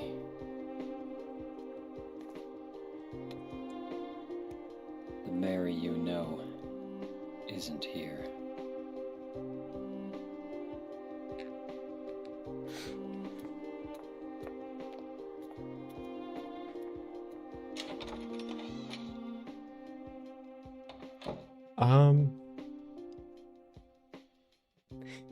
What do you think of Silent Hill Origins? It's okay. It's not my favorite game. It does what it needs to do. Does it do it great? No, but I think it's a good like novelty to me. Thank you Chipathingy for the $5 donation. Thank you so much. Hi Jay, have a great weekend. Thank you Chipathingy. I hope you have a great rest of your weekend too as well. Thank you for the kind and wonderful donation. I appreciate it. Yeah, I don't know. I just I don't know. I feel like Origins is a very mediocre voice. game at best, but I also can definitely see the appeal because of it, because it's definitely not the story nor gameplay, but I think the novelty of having it as like a handheld, you know, to play on. I was gonna say exclusive, but then I remembered, oh right, like it also had like a PS2 port as well. Yeah, so I feel like when it comes to Origins, that's probably like the only, I would say, like commendable thing about it is it's a like handheld game, and yeah, like that's kind of it really. It's okay, it's fine. It's not my favorite thing in the world, but if you like it, then I'm not gonna, you know, disparage that from you. I think it has like its charm. Maybe you just kind of have to like go digging for it, right? So yeah. Dude, the Bliss ending has to be the most impactful ending to me. When you disappeared, my jaw was legit open for a good 2 minutes after. Yeah, the Bliss ending. You gotta love how these endings have like such a huge like visceral impact on you when you you know, when you first play it. I feel like it's something that makes like a lot of people's mouths like go agape, you know. James, after saying that, I'm so effed up. Laura is so cute. I feel bad for Laura. Yeah, I feel bad for Laura. She's kind of like the outlier here where she just doesn't really understand like what's going on. And, you know, like as a child, like that must be like really like scary, you know. Thank you, Sun Reaper, for being a channel member, a Silent Archivist for 7 months. Thank you, man. I appreciate it. Thank you so much. It means a lot to me. My god, what an effective scene. It is hands down one of the best, I would say, like, scenes in any Silent Hill game, really. Hi everyone, hey! Simper, how you doing, man? How's it going? Oh, is this the original? This is the original, yeah. We're coming close to ending on the, well, the leave ending. Yeah, but, we're happy to see you. Thank you so much for, staying a channel member for the past 7 months. I sincerely appreciate it. Thank you very much.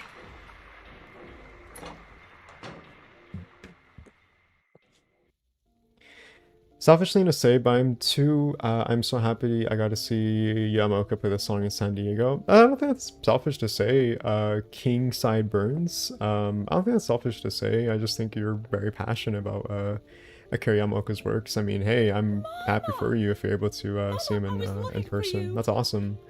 I didn't know he was actually playing in person until, I saw on the Silent Hill, like, subreddit that he was, performing in LA. Because he was doing like an LA performance or world tour, I guess you could say. Kind of sad that I missed it, honestly, but it's fine. But I'm very happy for you. I'm glad you got to see it. Hope you took good pictures and videos. Oh, I'm sorry. Angela, no.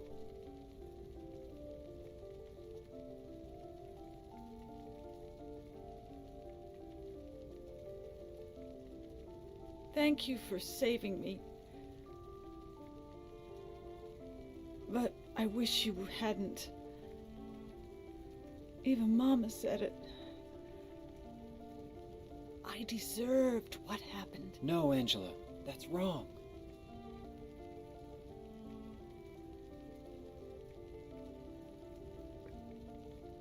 No, don't pity me. I'm not worth it.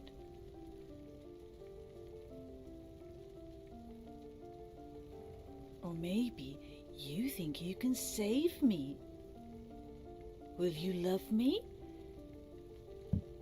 Take care of me? Heal all my pain? Excuse me. Sorry for the burps. That's what I thought.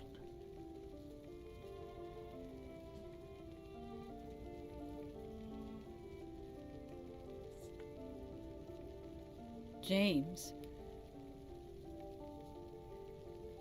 give me back that knife.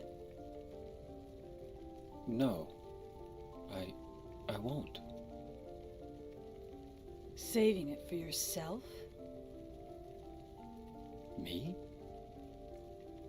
No, I'd never kill myself. I found Akira Yamaoka's profile picture in Midwich and Dead by Daylight. Interesting. I didn't know about that. Yeah, another amazing scene. It is quite a very impactful scene. Yeah. Hey Slim, how are you doing? We're playing Silent Hill 2, the original. We're very close to finishing, but we will be playing Born from a Wish right afterwards. It's hot as hell in here. How's it going? You see it too. For me, it's always like this. Such a great scene, man. I feel like the remake does it good too, but I just... Man, like, the effectiveness of the scene is really good in the original as well. And then you can, like, see her just walking up the stairs. I do wish in the remake you can actually have the option of, being in this room and kind of, like, roaming around as James and being able to see from, like, this perspective. That'd be really cool. Yeah. Great scene. I think the original definitely does it better, but I feel like either or is just as good.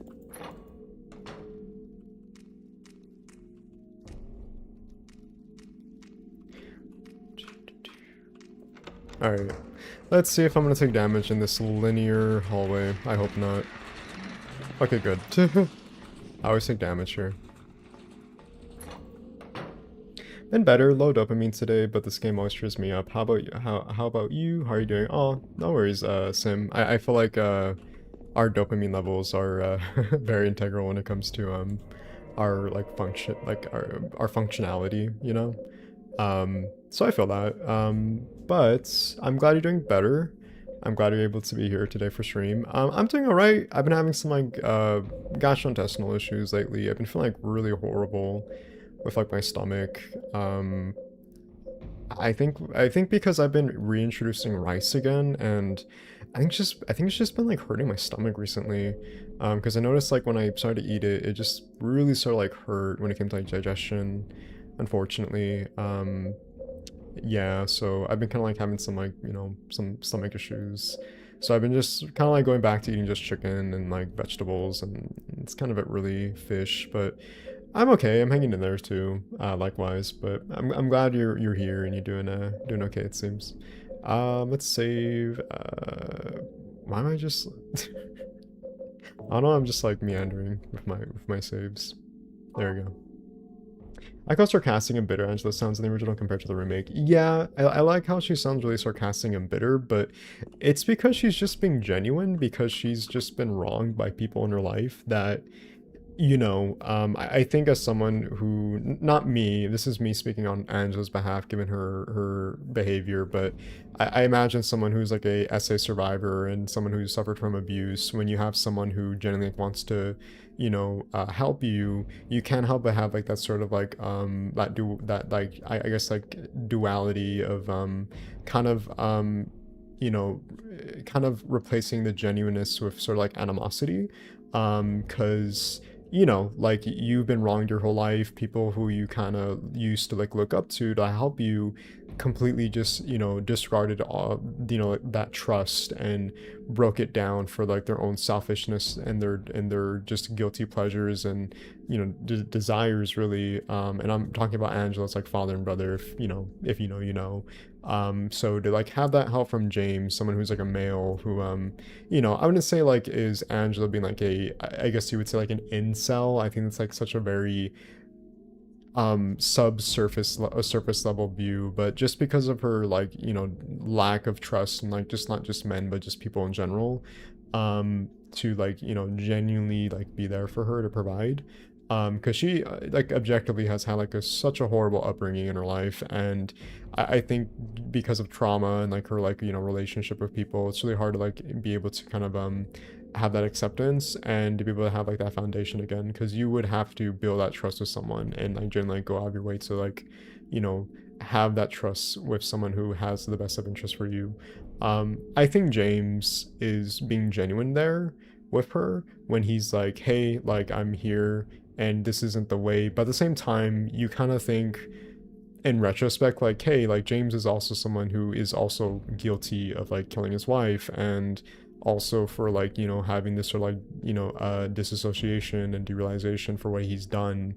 And a lot throughout the game you can tell that he's trying to be genuine, but he's also coming off as really disingenuous too. Like it seems like he cares, but he doesn't really feel like he is like caring or being honest with himself. It seems like he's just kind of disillusioning himself to seem like he actually does, when in reality he is trying his best to, but it's just not there, right? So like when you take that into context, is like, yeah, like you can see why she like has that sort of like animosity towards him, but she doesn't know that, of course.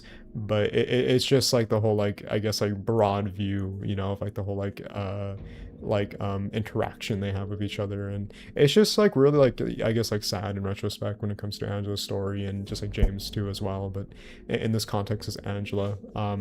Yeah, it's phenomenally done well when you kind of like take into context like her character and like her story. It's really tragic and heartbreaking, and like I can like ramble on and on about this, but we must continue with our journey.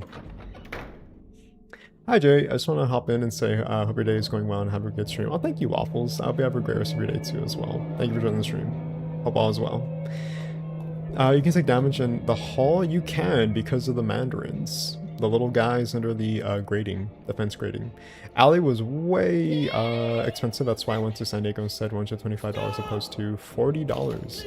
Yeah, I've heard San Diego is maybe not as better, but it's definitely maybe more accommodating, maybe? I don't know. Thanks, buddy. Yeah, anytime, Sim. Anytime. I do like the way they portrayed James in the remake. I do too, Sage. I do too. I feel like there's like a nuance to James in the remake as well. I think Luke Roberts does a phenomenal job at portraying James as a different interpretation to the OG James, you know. That sucks. I know how not being able to eat certain stuff feels. Yeah, dude, like, I'm not gonna lie. I was weak. Well, first I'm gonna let this That's scene why play I out, and then I'm needed you. gonna go into like how I've been kind of doing with like Needed food someone lately. to punish me for my sins. James That's is all me over right now when I now. have that tummy ache. I know the truth.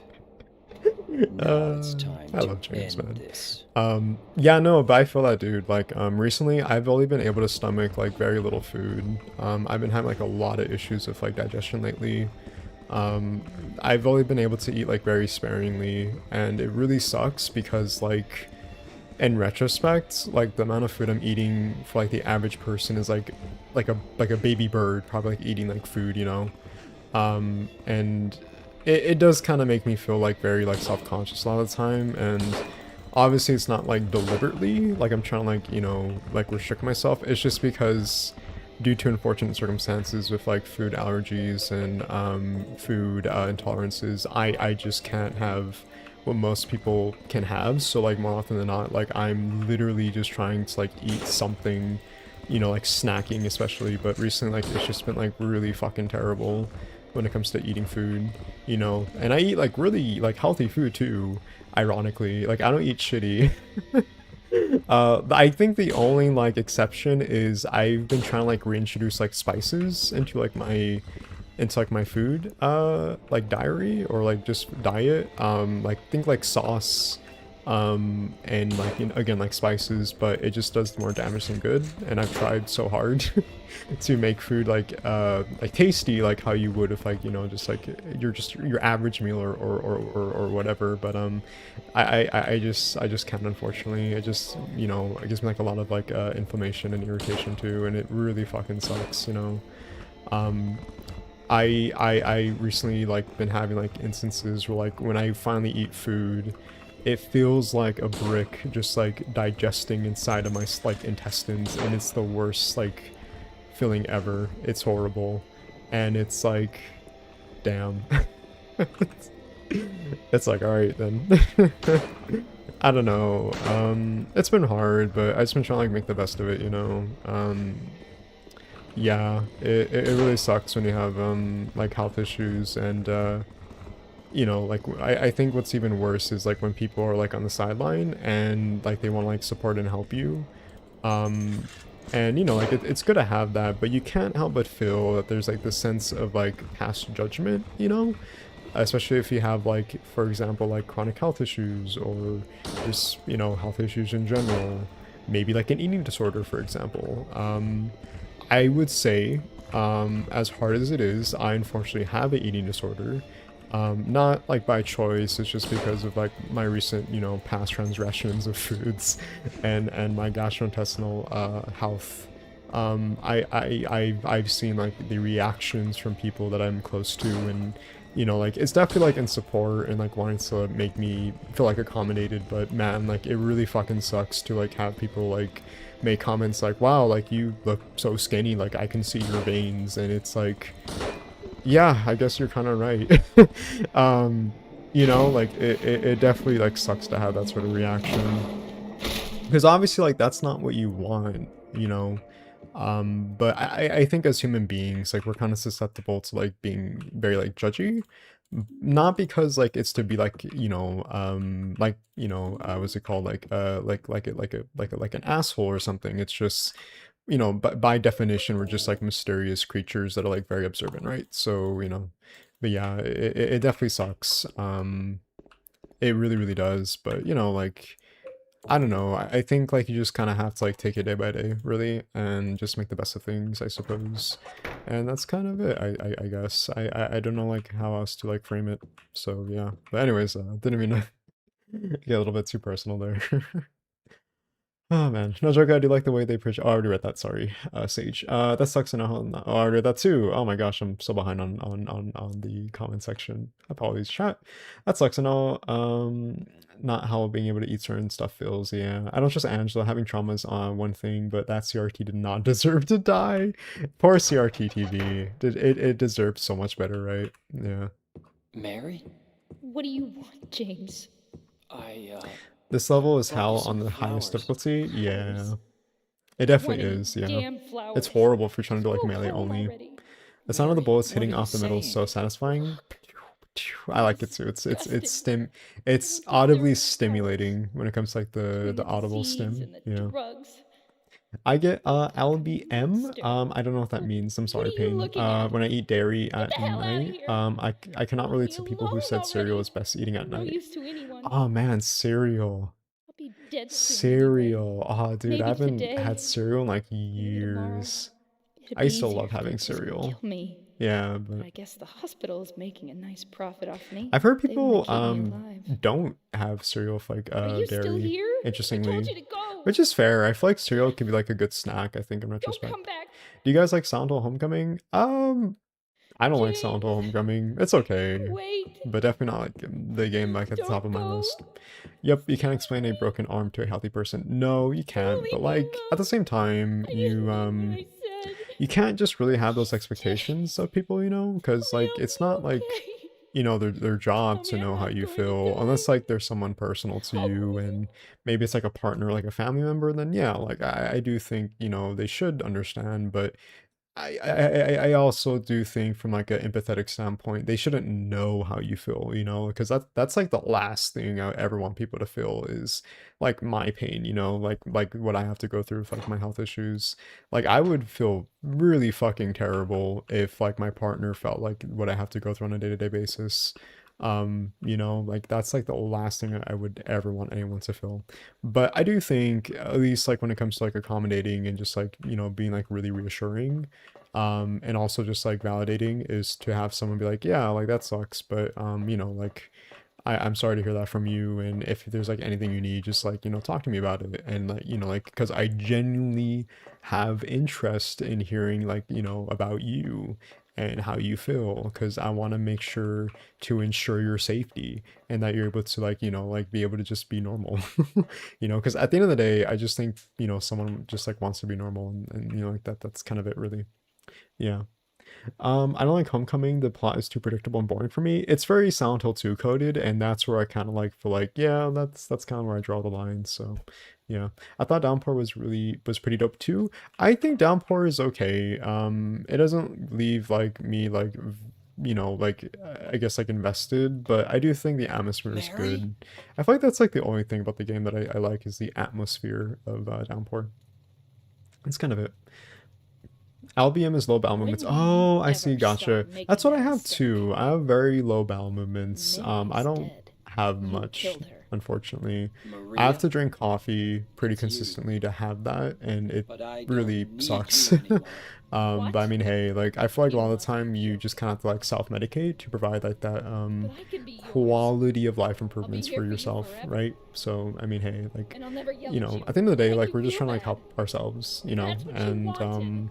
as long as like it's not I'm hurting you, then like, different I than think that. that's like what How can matters you throw me ultimately. away? So I'm sorry to hear about that, Pain. Hopefully all is well.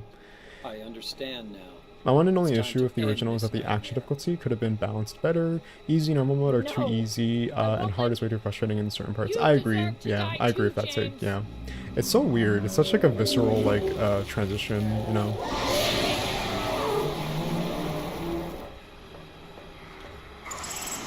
Oh shit, let's run away. Should we do the Great Knife exploit? Let's see. I kind of want to. Yeah, there's like an exploit where if you hide behind the bed frame like this, you can, you know, get some like damage done on Mary where she doesn't like have her like appendage. Yeah, there you go. Where she doesn't have like her appendage like hurting you or something like that. There you go. That's how I feel about F. It was whatever to me. I feel like for a lot of people it was whatever, unfortunately, which is, you know, a shame. It was okay, I think. For me, Silent Hill F was okay. I think what really diluted my interest was the fact that you had to perpetually play the game like on consecutive playthroughs to really Mary? understand the story. That's where I really just kind of like lost interest, and I was just kind of like you know, just like just James. exhausted after a while. So, are you planning on Forgive starting me. SHU tonight or only next week? Good question, Lilith. Next week. I only plan to just I finish told Silent you Hill that I 2, wanted to die, and James. that's about it. But we will start Silent Hill 3 I next week want the for pain sure. to end. Most likely next Monday. I never beat 3 or 4 The Room. I recommend you That's do, why La I did it, Casa. honey. I just Dude, you're a couldn't legend watch on you these. I don't know suffer. how you run through these like that. It's because I have the sound autism. That's not true. Sound is my You hyperfixation, also so, you said know, you I didn't just want play to it die. like, you know, religiously. But yeah, no, but The truth I don't is, know. I guess like when you hated play you. something for so long, you just I kind of like, wanted you you out of know, the way. it just becomes like common knowledge to you. I wanted my Yeah. life back. But thank you for the kind compliment. I appreciate it. Anyways, that's Sound too. The leave ending. James. If you guys don't mind, I am Is gonna that use a true? restroom, and I think I'm gonna grab some Then why coffee. do you look so sad? And then I think I should be back when the credits are rolling. I'll be right back, chat. Enjoy the ending. Mary? I'll be right back. Yeah. James. 1 second. Uno Please. mas. Uno mas. Please do Not uno something mas. for me. Uno mas is one more. I'll be back. 1 Go second. on with your life.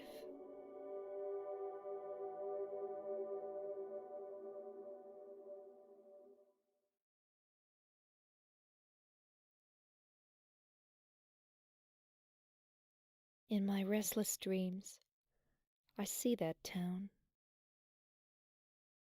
Silent Hill. You promised you'd take me there again someday, but you never did.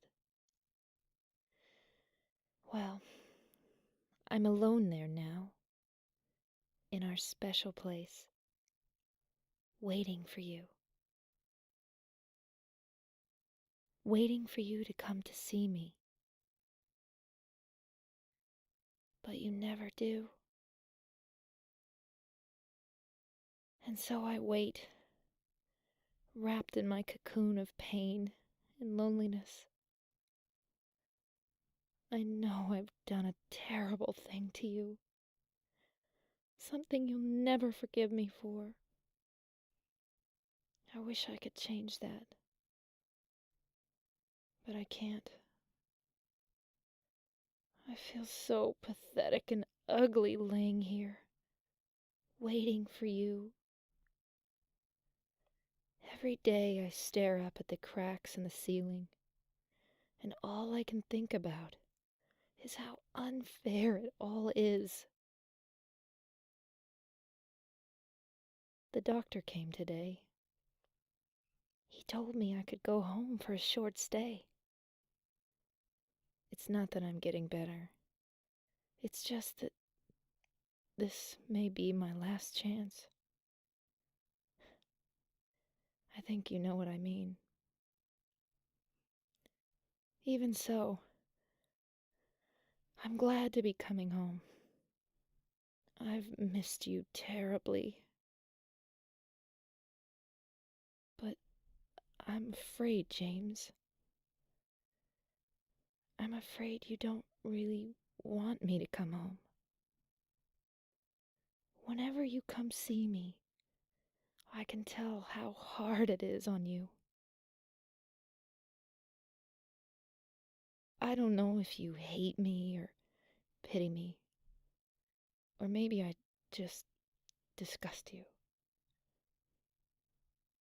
I'm sorry about that. When I first learned that I was going to die, I just didn't want to accept it. I was so angry all the time, and I struck out at everyone I loved most. Especially you, James.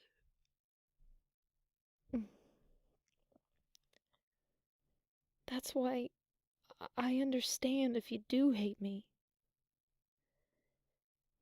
But I want you to know this, James. I'll always love you. Even though our life together had to end like this, I still wouldn't trade it for the world. We had some wonderful years together. Well, this letter has gone on too long, so I'll say goodbye. I told the nurse to give this to you after I'm gone. That means that as you read this, I'm already dead. I can't tell you to remember me, but I can't bear for you to forget me. These last few years since I became ill, I am so sorry for what I did to you, did to us. You've given me so much, and I haven't been able to return a single thing. That's why I want you to live for yourself now. Do what's best for you, James. James, you made me happy.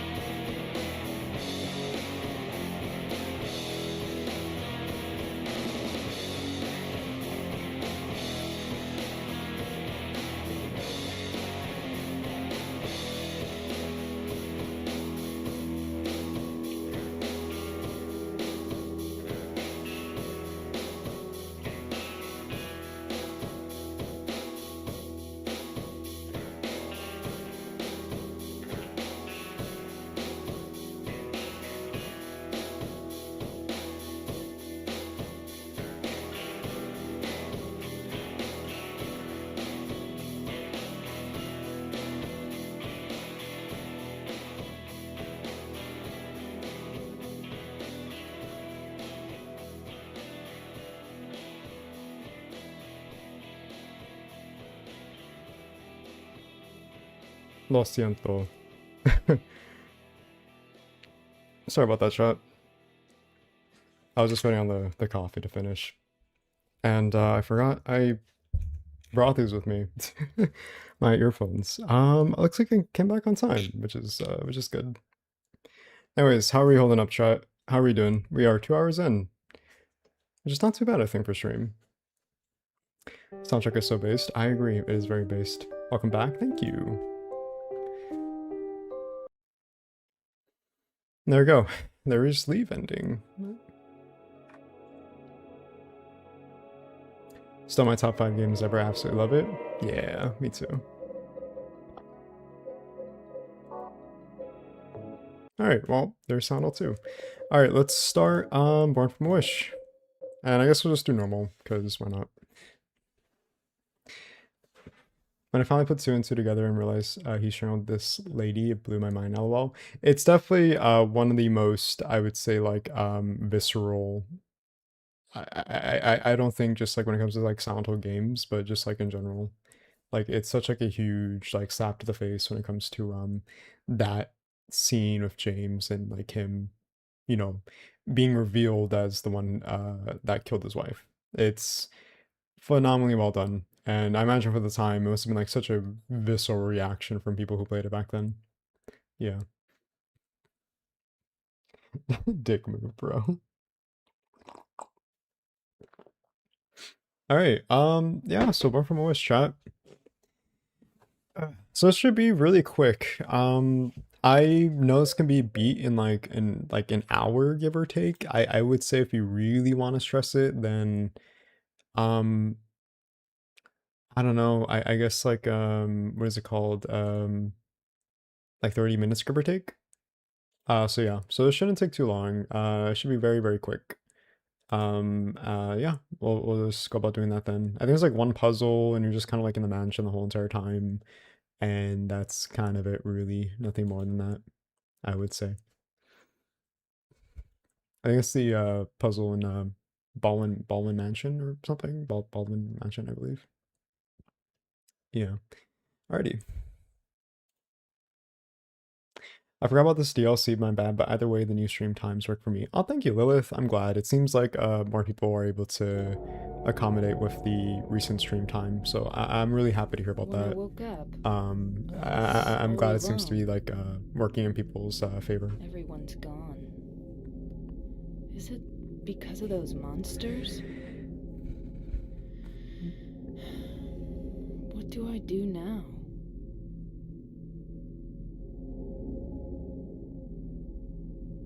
Do I fight and live? Or do those monsters get me?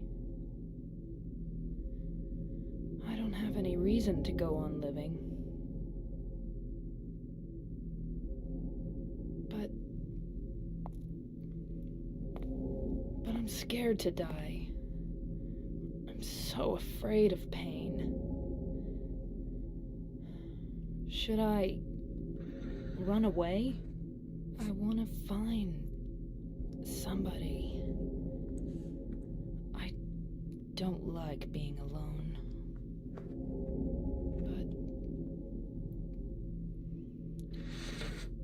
But is there anyone left alive? Honestly, really relatable. From Maria.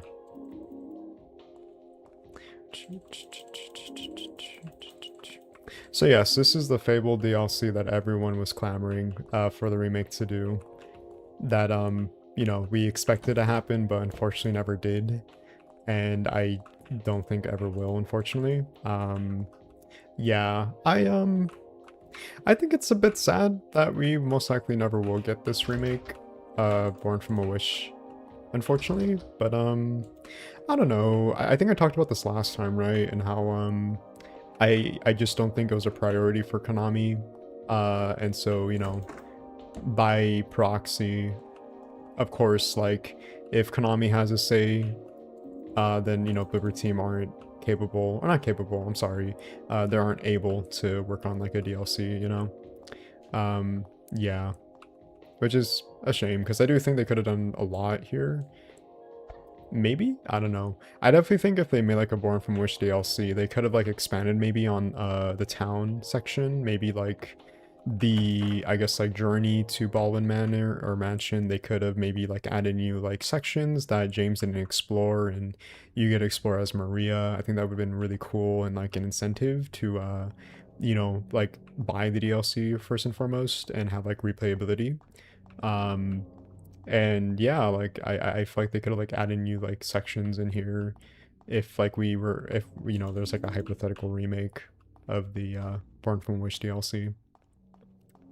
Yeah, and also I think like expand upon a Baldwin Mansion too as well. I think that'd been really cool as well. To like again like have new sections and areas, maybe like like a new monster, maybe, but at the same time I don't know if that would make sense given that, you know, this is based off of like James's delusions, not Maria's. So yeah, it's very interesting like what that could have been like. Yeah, such a shame, but it is what it is. I guess at the end of the day, at least we have the original, right? So that's all that matters.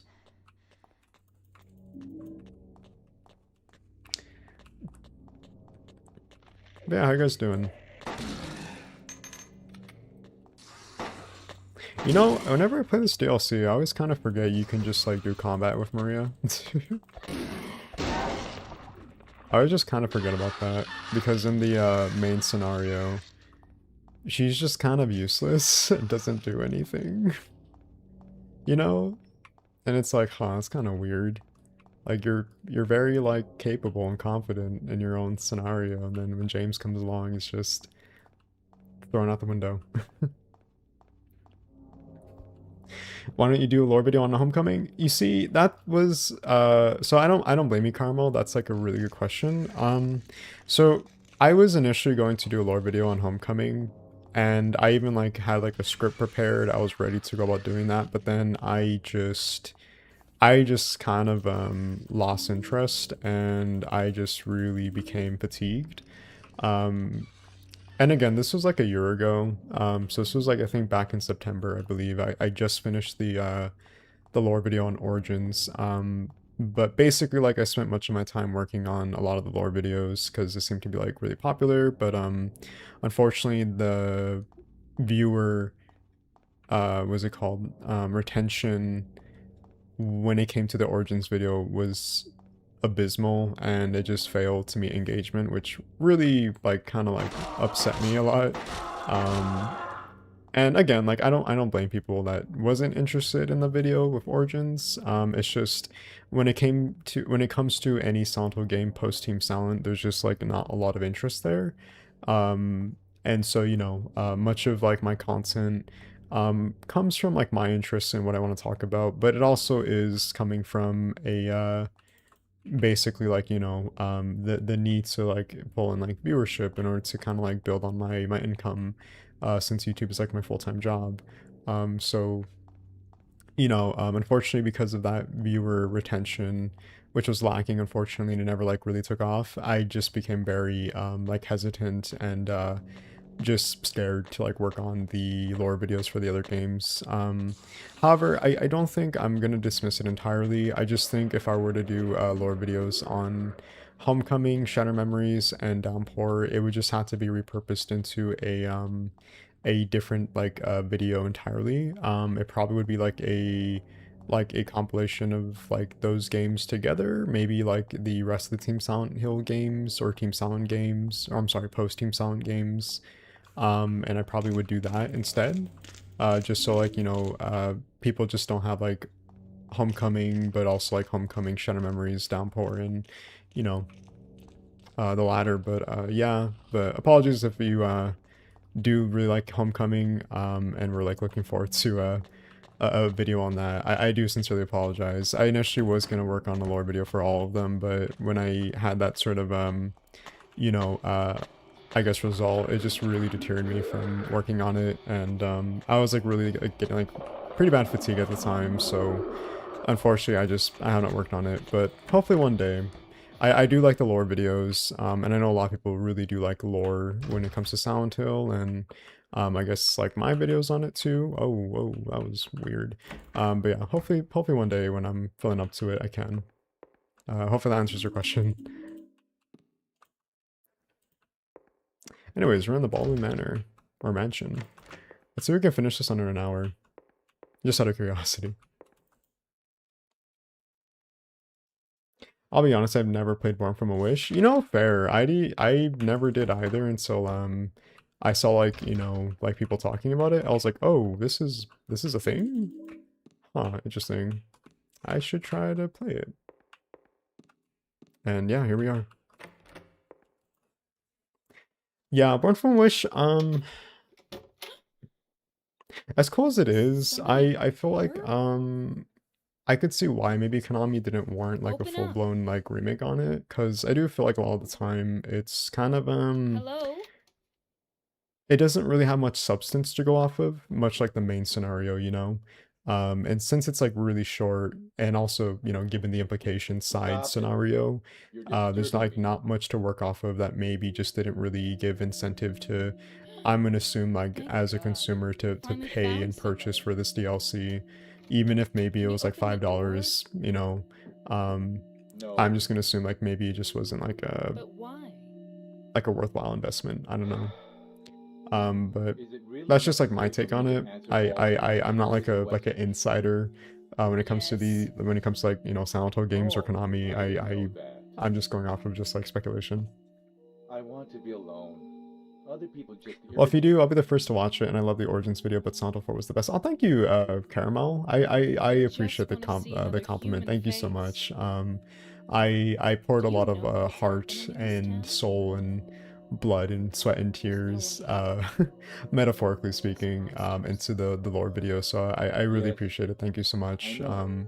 Those videos took a long time to make. So what? And you know, even if I It has don't nothing to make do like a with me. full lore video on No Homecoming and the one rest of the here means games, there's which no I don't one to think is disturb me. necessarily the case. I think one day I will. You want to be I would alone say in like this if I insane hypothetically asylum? never did, I would be content with at least Yes, like the first exactly. 4 lore videos.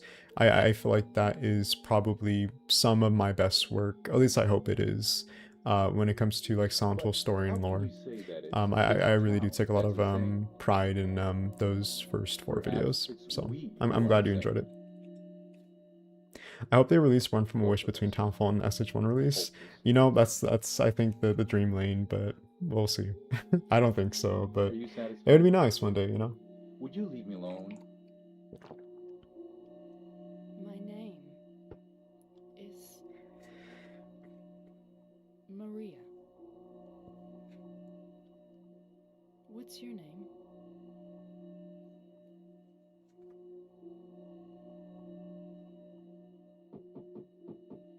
Ernest.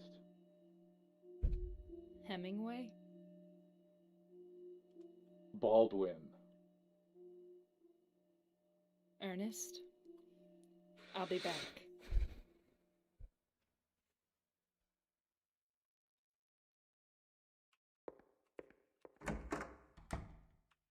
Oh.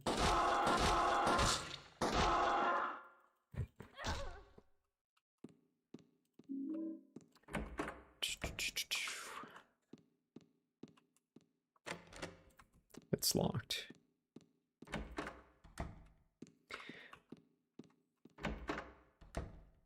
But yeah, chat, I don't know. I guess like out of curiosity, chat, like what makes you guys want like a Born from a Wish remake?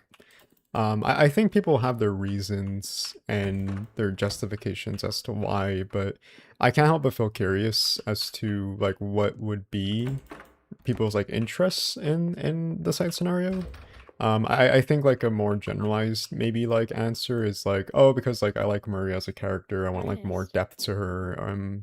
You know, are just to you get like a there? better understanding of her, because you know it's really I think um No.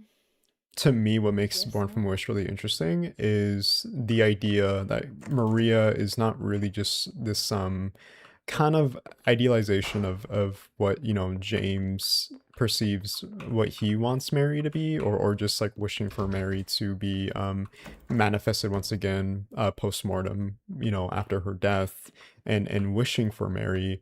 But just the idea that, you know, Maria is not just like a construct, like a physical construct, but she's more than that, and she actually has like a lot of like I would say like substance and value in her character. Like I feel like the whole idea behind Born from a Wish is to give that sort of nuance to her character. And I think it's not just because it's to like build off of it, but I think it's to also make you really think of like the morality behind James's decision to really like, you know, have like this like physical construct of Maria, but also just like the idea that she's like pretty much like a human being, that she's like pretty much like a character, you know, that is like of her own creation, and that she's able to like think, she's able to like you know like think for herself, and you know have like these like human emotions and behaviors that anyone else would really have. And I think that's like perfectly assimilated in not only the main scenario, but even Born from a Wish, really, because it goes much more into like the depth of her character. And I think that's like really fascinating to see that much of the time. Okay, I think I did this correctly. Incorrectly, my bad. Let's see.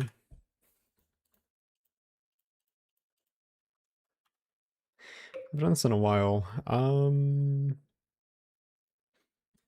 White, black, red. White, black, red. Oh, that's right. You could rotate it. I completely forgot. Okay.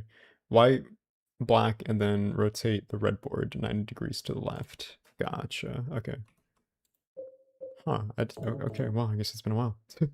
Okay, so white, and then black, and then we'll do red.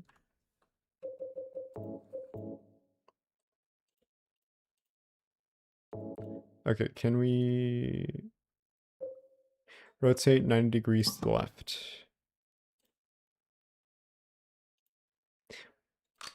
There we go. Nice. Got it. I love how Team Silent really made the most with what they could work with when making the first four Silent Hill games. Me too. I think one of the cool things about older video games back then is the limitations when it comes to the uh, hardware. So think like memory and like graphics, you know, just optimizing the console to make these like really big budget games. Well, I say big budget in the context of back then, but I think it's really cool and fascinating that they're able to like, you know, make like loopholes and, you know, be able to, you know, make these decisions where it, you know, proves to Ernest, be in the game's favor, you know? are you there? And I think that's really, really cool. But they're able to kind of like be very creative and resourceful with that. Guess not. And that's definitely seen with the Silent Hill games, at least the first four, I would say. I definitely think Silent Hill 3 for sure. I feel like they're able to like really make the best of the resources with that game that they had, and just kind of, you know, use the engine from Silent Hill 2 and really just have an amazing development time or cycle, and somehow like just bounce back given the you know, the whole like development hell of that game, where they had to like repurpose like from scratch and you know, like make the best of it again. Like that game is literally by definition like a miracle that it even happened whatsoever. And honestly, like it's just goes to show like how an amazing and competent they were as a development team at the time. And even just, you know, in retrospect, I think so. Does she have a flashlight? I don't think she does, unfortunately. Does Maria have a flashlight? I don't think Maria does have a flashlight.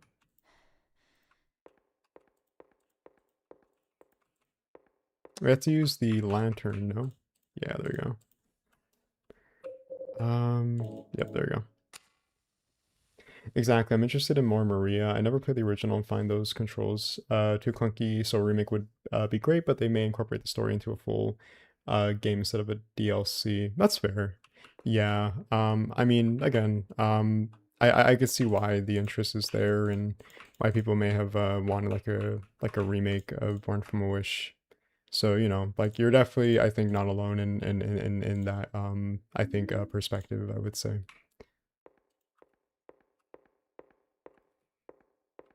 Give it.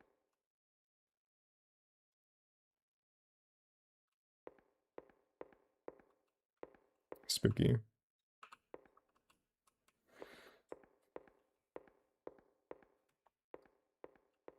Kind of weirded out. To Oh, my daddy. I thought the game glitched out. Okay. I was like, uh-oh. That's kind of weird. Oh, shit. Oh.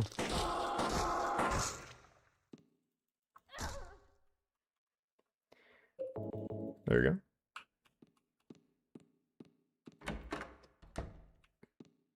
Alright, let's go meet Ernest once again. Oh, shit.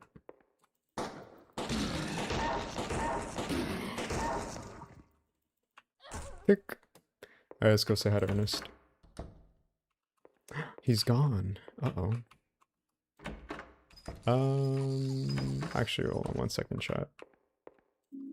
Okay, never mind. I thought there was more to see here. I guess not.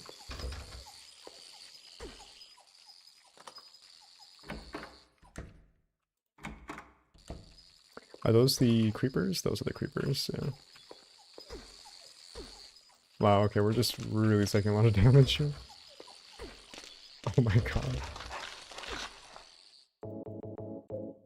Wow, okay. Imagine taking damage and Born from a Wish. That's crazy.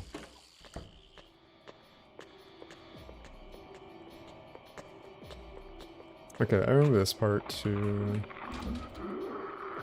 We have to go into here, right? No. There we go.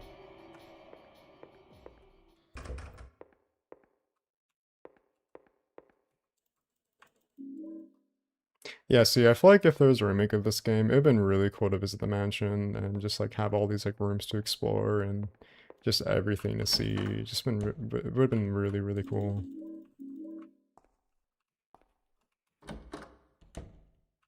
I think it's gonna be this one.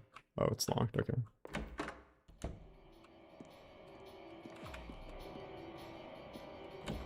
There we go, and then we have the drawn out cutscene. It's like really long exposition dump. Do you know a little girl named Amy? Why do you ask me that? This letter. To my dearest daddy. It's from a girl named Amy Baldwin. How long is the Your DLC? daddy? How long do you have left? Not much longer, really. I think we should be done with this like in the next 15 minutes. We're pretty much like halfway done with this Up in the DLC. Much of it is really just like exploration involved in Mansion, a couple puzzles, and that's kind of it really. A lot of backtracking, I would say. But yeah, no, like probably like 15 minutes left. It's really, really easy to complete. I finally understand why. Will you do the Silent Hill remake as part of the marathon? Absolutely, Michelle. Absolutely. 100%. That will be definitely towards, I want to say, probably August. Definitely before we play Townfall. Ernest. I've just been trying to like take my time Amy. with the little series She is marathon of a- ours that we have. Because I don't like want to like just, you know, go into sorry. this very, I'm very sorry I reminded you. not consistently per se. Obviously I do, just to keep my appearances, but just like rapidly, because I want to like really take my time with these games, as if like we're playing this like for like the very first time, if that makes sense, right? Not really, but you get the idea. But yeah, but we're taking our time with these games. I really want to like play, I think like the games like once per week, if that makes sense. I just mean like going at like my own pace and what I believe would be like exceptional of chat, I would say, Ernest, if that makes sense. I'm So sorry. hope that answers your question. I didn't know. No, it's fine. Maria, that letter. I'll leave it here. Best line from Ernie. Thanks. All right, and now we go to Blue Creek Apartments. The things we forget and the things we never we can never forget. I don't know which is sadder. Yeah. Must be. This is That's why. this is a very melancholy side scenario. It's very existential in retrospect, especially when it comes to Maria's character. What do you mean? It's very existential in its like narrative and with Maria as a character, and it just like only adds more to the sort of tragedy to her character, you know? She only has like a purpose that is to be subservient to James in a way. And I feel like this side scenario kind of like, you know, kind of what's it called? You... What's the word I'm trying to think Get of? it for you? Not radicalizes, but sort of like combats it, I guess, in a Why way. don't you just get it yourself? Of like that idea, given the context that we have here, where she's like thinking for herself and thinking of like, you know, the whole like existentialism of like her existence, you know, it's really interesting, I would say. Right?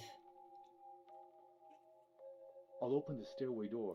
It makes me feel old that people refer to this bonus Ernest, scenario as DLC. do you I really mean, in a literal sense, it technically is DLC, if you think about it, because it was released post-launch, with the Silent Hill Xbox release, with the I guess Restless Dreams edition, That's if we want to okay. call it that, for Xbox. I don't mind Which I fighting believe for an released impossible cause. not a year later. I think it was Hey, later in It beats just 2001 giving up and with doing the nothing. Xbox port. But in a way, I mean, you know, it is technically DLC, but I mean, I get the reason why you feel the way you do. All right. So yeah, pretty much after this, all we have really is just going to Blue Creek Apartments, I would say. It is really fucking dark. Oh my god. Oh. Oh shit. Oh shit. Oh shit. Okay. That'd be embarrassing if we died, huh?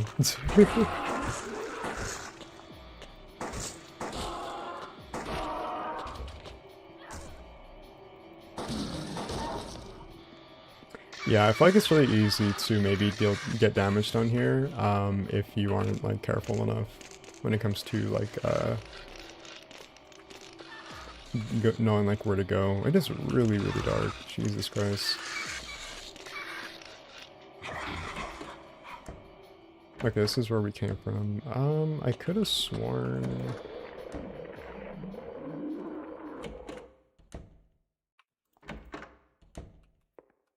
Oh, okay, here we go. Okay. I was like, there's like a path we have to take downwards, and then we kind of go underground a little bit to go to Blue Creek Apartments, and it's here. Amy Baldwin. She was loved too much by God. 7 years was not enough time.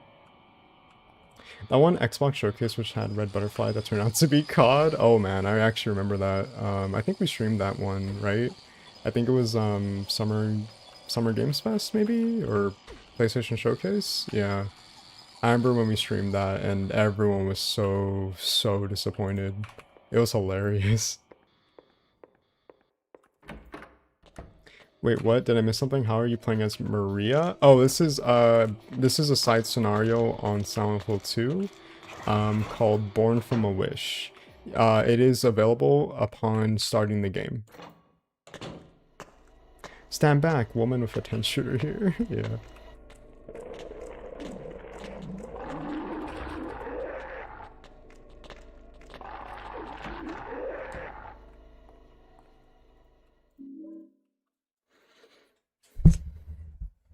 I'm so sad we'll never get a Born from Wish remake. Yeah, most likely no.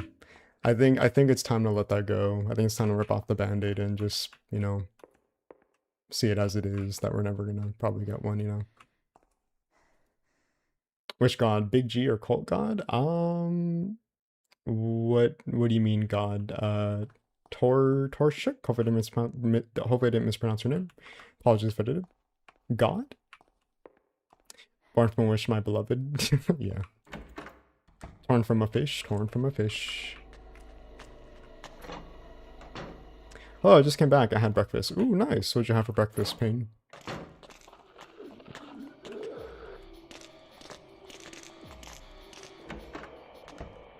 I don't think anyone gets excited for a new COD anymore. I can't imagine being excited for a new Call of Duty.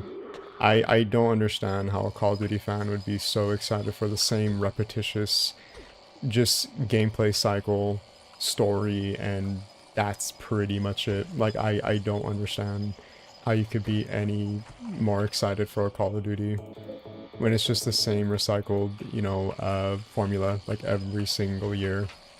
I really don't understand. I don't know. I guess for some people, maybe it's just you don't really care because you just kind of filter it out. It's purely for just kind of engagement when it comes to maybe just like having something in the background as like background noise. That's kind of like how I see people still playing COD. They don't really like look at it for valuing the story. Mostly just having something like to turn off their brain and just like, you know, have the background. Kind of like when you come home from like a 9 to 5 shift and you just like want nothing to do and to like focus on. You just want to like rest and like play like a video game without like, you know, having to like think or use your brain or maybe like watch like a TV show, you know. Just stuff like that I think is probably like what makes people not really question the sort of like, I don't know, like structure of like Call of Duty games nowadays. God is the right word. Born from a Wish Pachinko slot. The plate because we know things will get dark. Oh, I see. I don't think it's referring to God. And when you say God, I think when you said Big G, I think you mean the God from Silent Hill 3, right?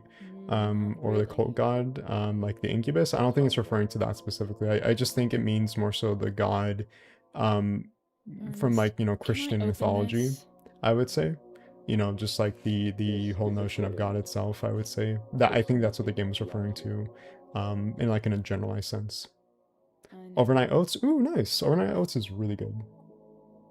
So, what if I haven't I had said oats in I a very believed long in time. fate?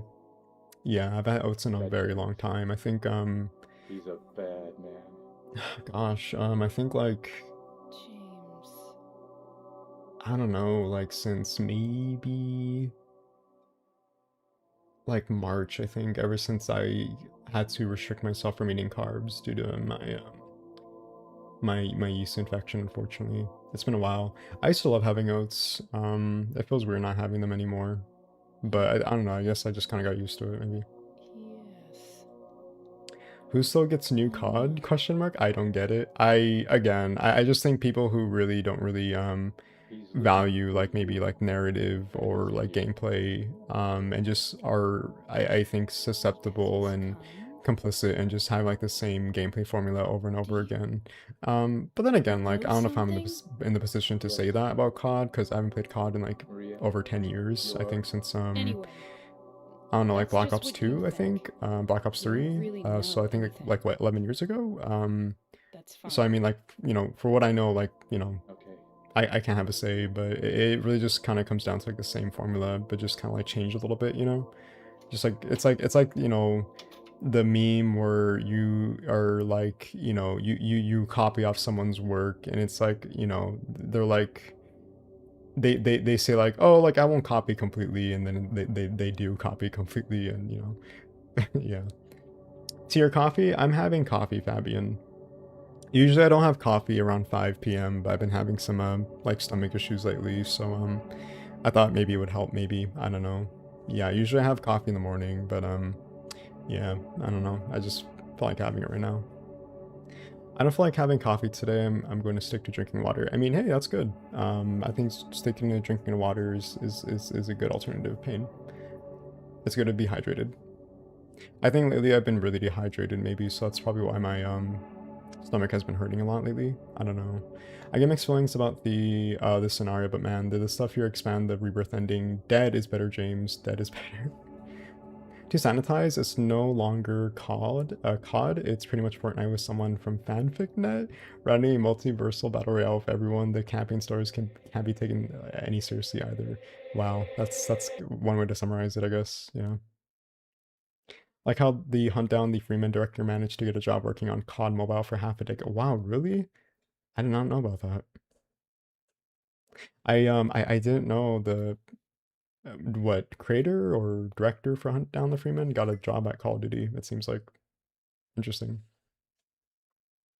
I've been on a recently like a little like Half-Life Portal like hyperfixation, and that's been fun. I like my hyperfixations. It changes like every now and then, but recently it's been Half-Life and Portal. I love the Valve games, especially Left 4 Dead and Portal.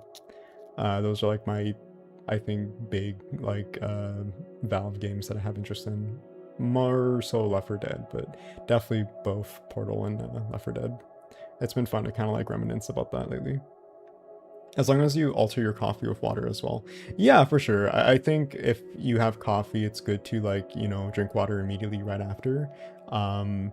Because, you know, technically, I mean, coffee is still water at the end of the day, but coffee does dehydrate you, especially if you have way too much coffee. It does more probably damage than good, unfortunately. So, yeah, it's good to like, you know, to make sure to drink water immediately, right afterwards.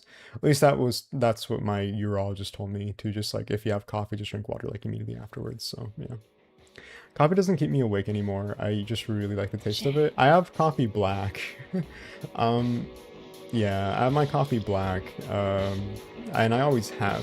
I think if the only exception is cold brew for some reason. I don't know why, but I just always loved having cold brew with Mary? like almond milk and like organic creamer, but like very, very No, little. you're But even then, I not. just for some Do I reason look always like your preferred cold brew with girlfriend?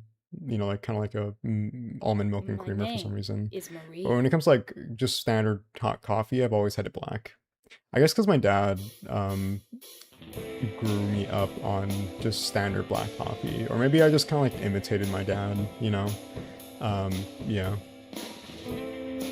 I don't know, but that's fair. I feel like everyone has their coffee, you know, in some shape, way, or form.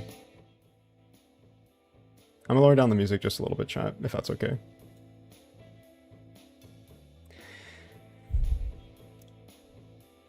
I've been playing Portal 2. Hey, nice. I love Portal. I finished the first game yesterday. Birkin Den Izurian. You can check LinkedIn. He's the only one who actually got a job the industry proper. Interesting. Okay. Huh. I didn't know about that. The more you know. I wave to you too, Fabian. The one bullet in the revolver at the start won't be needing that anymore, right, Maria? Oof. Yeah. Oof. Yeah. Diuretic, kind of good for the kidneys, but you got to balance that. Yeah, you have to balance it, because coffee is a diuretic. It does make you have to urinate more than usual. Yeah, so I wish Valve would still make games though. Me too, Zenny, me too. I wish they made games that were more consistent. They still do, but it's very much not like at the pace they used to, which I understand why. They seem more invested in hardware, which is fine. I don't mind, but I do miss when they made like really amazing games that were very, very much I don't know, I guess like innovative for its time, and still is technically speaking too. Yeah, but it's kind of like a generic hero shooter though. Oh, Deadlock? I don't know much about Deadlock. My friend Boofcans, I don't know if you guys may know him. He's like a YouTuber who, funnily enough, actually has made retrospectives, long-form analysis on the Silent Hill games. I think Silent Hill 1, 2, 3, and 4. He one day just like randomly gifted me Deadlock, and I was like, oh cool. I have not played it since then, but I appreciate Boofcans gifting me that. I believe it's in beta right now, so. Maria the Goat. Gaben said that they don't want to make games without any new innovative mechanics, and you know that's completely fair. Like I don't blame him. I feel like games are very susceptible to kind of doing the same gameplay formula perpetually speaking over and over and over again, and I feel like that's something that is good that Valve is very self-aware about, because the same could be applied to like games nowadays too, you know. So that's why Half-Life 3 is probably happening in like 100 years. 100 years later, Half-Life 3, yeah. As people who do a black coffee cleanse every morning, but oh boy, don't overdo it. Yeah, it could be really, really bad. It took way too long for me to finally pick up Portal, and then I'm in the middle of Portal 2 right now. Hey, nice. Have fun. I personally prefer Portal 2, but I have been appreciating Portal 1 recently, and I think it's because of the mods. I love the Portal community. They have like a lot of really cool mod support and just like fan games too. Really amazing stuff. Like it's genuinely like such a huge like wonder how they're able to like do stuff like that, you know. I can never tell if Sickbed Mary at the end of Silent Hill 2 is just a manifestation of James' psyche or her actual spirit. I think it could be perceived either way. I like to think it's a manifestation of her because, you know, she's dead. I don't think it's like the embodiment of her spirit, or maybe it is. I don't really know, but I like to think it's like a manifestation of Mary. But I also think it's a little like sweet and or bittersweet to think like the Mary in the bed is like a like in spirit actually Mary. I feel like it'd be very you know, in a way kind of a very, again, like bittersweet to see James go through this journey of like self-acceptance, and then his reward is seeing the spirit of Mary and her forgiving him so he could finally like move on and go about his life, I guess. So yeah, I think like either way is like a good way to interpret it. Half-Life 3 will be IRL. Yeah. And she was brought at the backseat of Silent Hill. Yeah. Now Return to Silent Hill question mark? That can go to hell.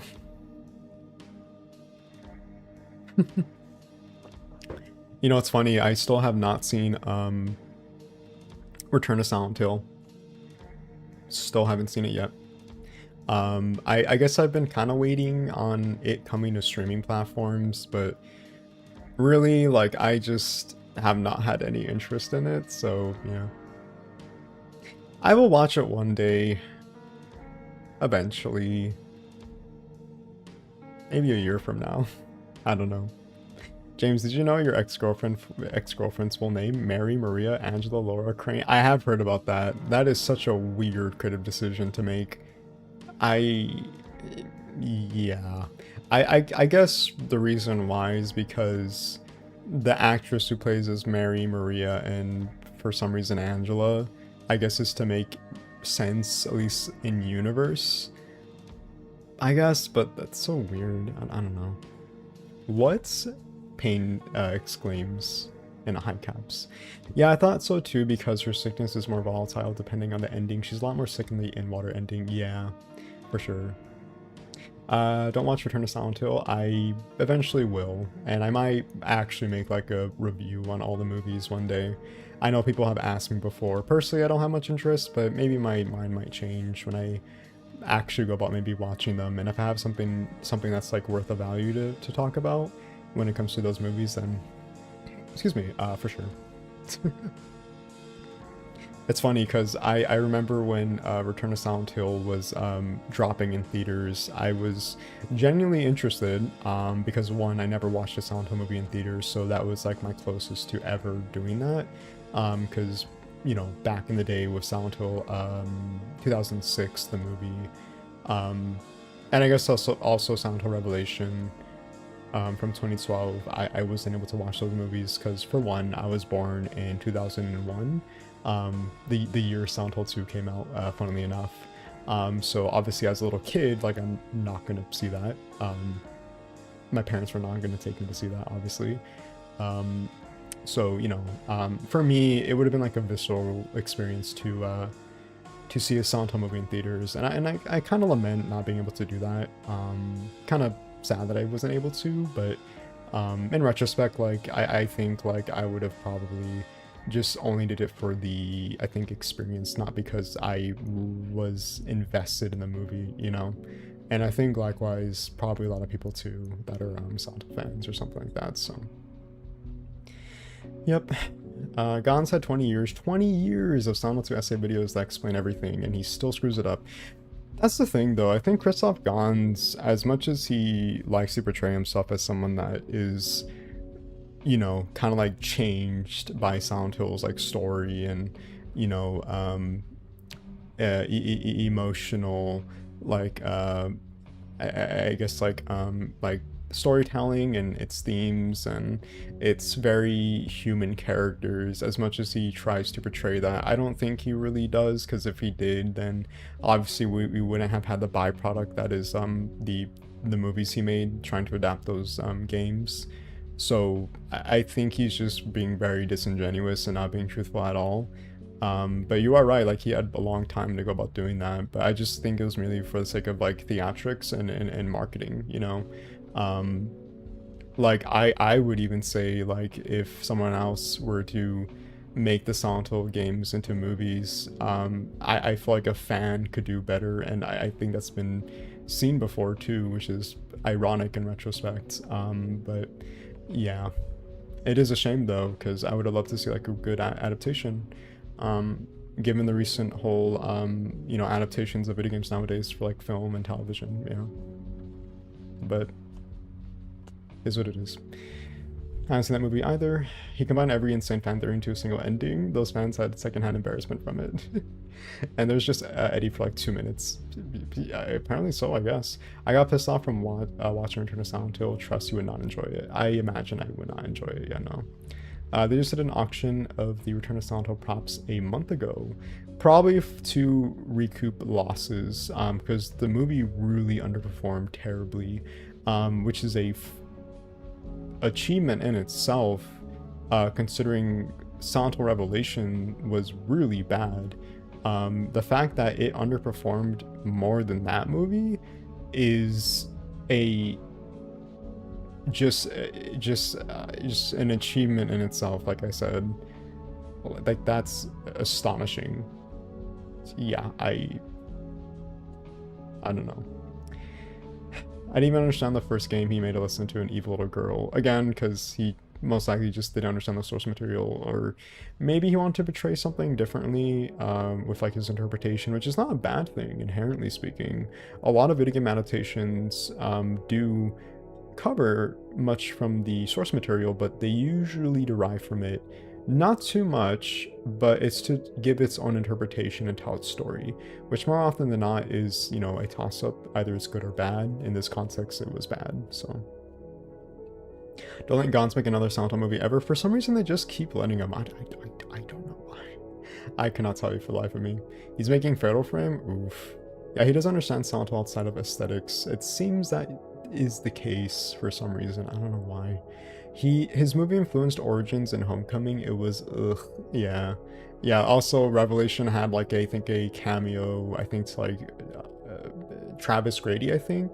I believe, because I remember like in the post-credit scene, you see Travis driving like the trucker, the truck or something, as like her and Vincent leave Silent Hill or something. I don't know. Yeah. Christoph Gans Silent Hill F adaptation be fire. He would westernize it. He would absolutely westernize that, yeah. Gans claims he plays the games that he made bad adaptations. Huge LARPer here. Huge Resident Evil LARPer energy. I think when he says that, I think he means he watched playthroughs of people playing the games.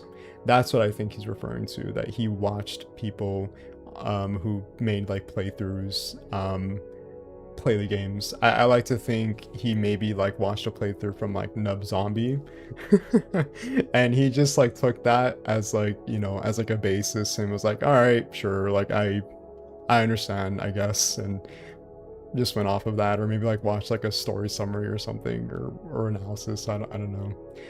Yeah, but I think he watched people play the games, and if he did play them, I think he just kind of maybe like gave up on it and just, you know. Silent Hill Revelations 3D. Tom Hewlett really loved how the ending of Revelations referenced his OCs, like Travis and Murphy. Oh man, Tom Hewlett. You know, the more I do research on this franchise, the more I kind of understand like Silent Hill fans like qualms with like Tom Hewlett and like, you know, the whole direction of the post-Team Silent games. But at the same time, like, Konami were the ones that initiated the whole, you know, transition of taking these like very, I would say like unknown publishers or video game developers and giving them something that they did not inherently understand like whatsoever, nor had experience in. And so when you give someone the keys to the car and they don't know how to drive the car, then obviously like they're most likely going to crash. And the the metaphorical car is the Silent Hill games, post Team Silent, so it's really unfortunate in retrospect. Like, I can understand why people were very upset about the direction of the series post Team Silent, but you kind of had to like understand that it was out of their control. Like, Konami at the end of the day had the last say, and so when you're given something that you don't have a understanding of, you kind of have to like make the best of it, right? So I feel like unfortunately they're just kind of always failed. So they were set up to pretty much fail, and yeah, I feel like that's on Konami's fault. If they cared and genuinely had done research into like developers that were more profound in like survival horror, and could actually go off of making like really good material and tell like a meaningful story, then I think it maybe would have worked, and we probably wouldn't have seen a indefinite hiatus of the Silent Hill games post Team Silent. But here we are. I think he watched it, but also read that horrible official Silent Hill game guide that TLDRs the story wrong. Yeah, probably. Tom Hewlett, Devin Shatsky, Tom Waltz, William Ortel. Just because they love Silent Hill doesn't mean they were a good choice. Yeah, I mean, you can love something, but that doesn't like objectively mean that you have the best understanding of it. You can also like say like the Silent Hill fans, like as pretentious Silent Hill fans could be, and I've seen it before, unfortunately, like you can say like everything, but in actuality you probably don't know everything. I know people watch me because I'm like the Silent Hill guy, but I'm not gonna ride on my high horse and pretend like I know everything about this franchise, because objectively speaking, I don't. I find new things every single day. I recently found out that there was rumors about a Silent Hill 5 that is completely misinformed, and is completely false. One of like the mods on the Silent Hill subreddit had to go about like making like a post that people were being fed misinformation about Silent Hill 5, and that a bunch of like I guess you would call them grifters, people like from like journalists forums or websites, haphazardly blowing things out of proportion and being like taking like leakers, I say in air quotes, statements about like a Silent Hill 5 as like factual, and just like going off of that essentially. So yeah, like I'm not gonna know everything, of course, but I think the difference is actually putting like research and effort into something that you want to understand and you want to learn and know about, instead of just going off of just like just like someone else's like words because you don't want to put in the effort. It's kind of like the whole like recent, for some reason, like I guess like controversy, if you want to call it, with like Resident Evil fans and like people saying like they love Resident Evil, but in reality it's just the I guess like fan edits of Leon Kennedy, old man Unk Leon Kennedy, and that's kind of it really, in like the remakes or something, and that sort of like sentiment. It's kind of like that really, or saying that you love the Resident Evil games, but in reality you just like watch playthroughs or something, or you only play like Resident Evil 4 remake or Resident Evil 9, but you haven't played the originals, and yeah, just stuff like that really, I guess you could say, in retrospect. So yeah, they should have just told them to stop, but that didn't excuse what happened in the HD collection. Yeah, 2-3 years to make beta code to work. Like, why? That is the age-old question. It is the age-old question. Silent Hill fans can't let go. Except the Silent Hill Wiki editor who said the entire series was about circus. Yeah. One day I'm gonna make the Silent Hill 4 iceberg video, and I will include that in the iceberg. People are gonna question if I don't, and I will, unfortunately. Yeah. But that's like not so long term. I still have to finish my Silent Hill 3 iceberg video, which by the way, I guess I can kind of show you guys a little bit of edits of the iceberg video for Silent Hill 3. It's still very much like in early stages. It's not at all complete whatsoever, but I can show you guys my script and also the thumbnail, and I think that will be it for today, because I am losing some steam a little bit. Yeah. So, if you guys don't know, I've been kind of talking about this iceberg video for like the longest time now, and I really wanted to finish this like many months ago, but health issues happened. I haven't been doing the best, so I've been trying to like, manage with this like iceberg video, but the script is done. It's been done for months now. I just have yet to go about finishing my voiceover for it, but this is the entire script. It is 35 pages long.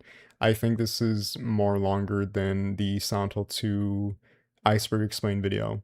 There is a lot of entries, I believe, maybe over 50, I think. But a lot of the time I kind of go into like really elaborate explanation. I feel like in retrospect, if someone were to cover an iceberg video on the Silent Hill games, in a generalized, I think, approach, I think it would just be kind of like a general explanation. But for me, when it comes to like my iceberg videos, I like to go really in depth into much of the entries, because I just like to be very informative. I like to be very communicative when it comes to when I talk about Silent Hill. So more often than not, when it comes to my videos, I like to be really, really informational, and I hope that's always cemented when it comes to everything and anything when it comes to my content. And yeah, but anyways, this has been done. I just have to really go about working on this now, and I'm really hoping this gets done by maybe the end of the month, August, if I'm lucky. I'm really hoping to finish this before Townfall releases, and I'm hoping you guys will still look forward to it. I love the iceberg videos. They're really fun to make, so I'm hoping people still have interest, especially in Silent Hill 3. It seems like you guys like the iceberg videos, so I'm really hoping this is worthwhile to all of you. And yeah, hopefully you learn something new, facts, lore, story, lost media, everything and anything really. I really worked hard on making sure the iceberg video is more so obscure entries as opposed to just like generalized like entries like Heather Mason or the monsters, or just like things that people are really well known or versed with. I really wanted to go like into obscure territory of this. So yeah, I hope you guys enjoy when it comes to that time when it comes to the iceberg video. And just so for the sake of spoilers and me not spoiling anything more when it comes to like my projects, I'll show you guys the thumbnail before I go. And yeah, let me see. Here's the thumbnail. This is the iceberg thumbnail. What do you guys think? I think it's not too bad, I would say. I think it looks pretty okay. I know how much people love the Silent Hill 2 Iceberg Explained video, and I wanted to make something similar in that format. But I also know when it came to the Silent Hill 1 Iceberg video, that kind of underperformed, unfortunately, which sad, but I still, don't want to like lament about it, because I know people watched it too. And I had a fun time working on the Silent Hill 1 Iceberg video. I had a really, really fun time working on that. And I really am looking forward to working on the Silent Hill 3 Iceberg video, and then eventually the Silent Hill 4 Iceberg video, and then be, done with this, I suppose, for now at least. But yeah, no, I wanted to, I think the problem with the Silent Hill 1 Iceberg video and why there wasn't like much engagement is because, for one, it was Silent Hill 1 and it's not Silent Hill 2, and two, maybe I didn't do a good job with the thumbnail on that video, and I didn't really reinforce the idea that it was an iceberg video, so I wanted to make sure that this was a iceberg video and that people would see the, the iceberg in the background and Silent Hill 3 like iconography and, stuff like that. So yeah. Yeah. It should take up an entire level, lol. Walter Sullivan did not consent to being born and undergo circumcision. This is why he can induct the 21 sacraments of the Holy Mother. Yeah, he did not consent to it, no. Better bread than dead. Exciting, OMG, looks fantastic. I like it. Thank you guys, I appreciate it. Thank you. I really, really do. Seeing that just kind of like validates, me. So thank you, I appreciate it. Sincerely. So yeah, this has like been like the project that's been like on the back burner for like, God, technically speaking, like a year ago. Like I remember starting work on this iceberg, I think back in September of last year, and I just got burnout. Like I just was so tired. And I just couldn't do it anymore. So I really have been holding off on this for a very long time. So I'm hoping to really finish this before Silent Hill Townfall. I think this will be the next video, like for sure. This will be the next Silent Hill video, unless maybe some news pops up and I'll do like a quick video on like Silent Hill news or something. But this will be the next long form video for sure. Without a doubt, this will be finished, and I'll make sure to be to finish this video.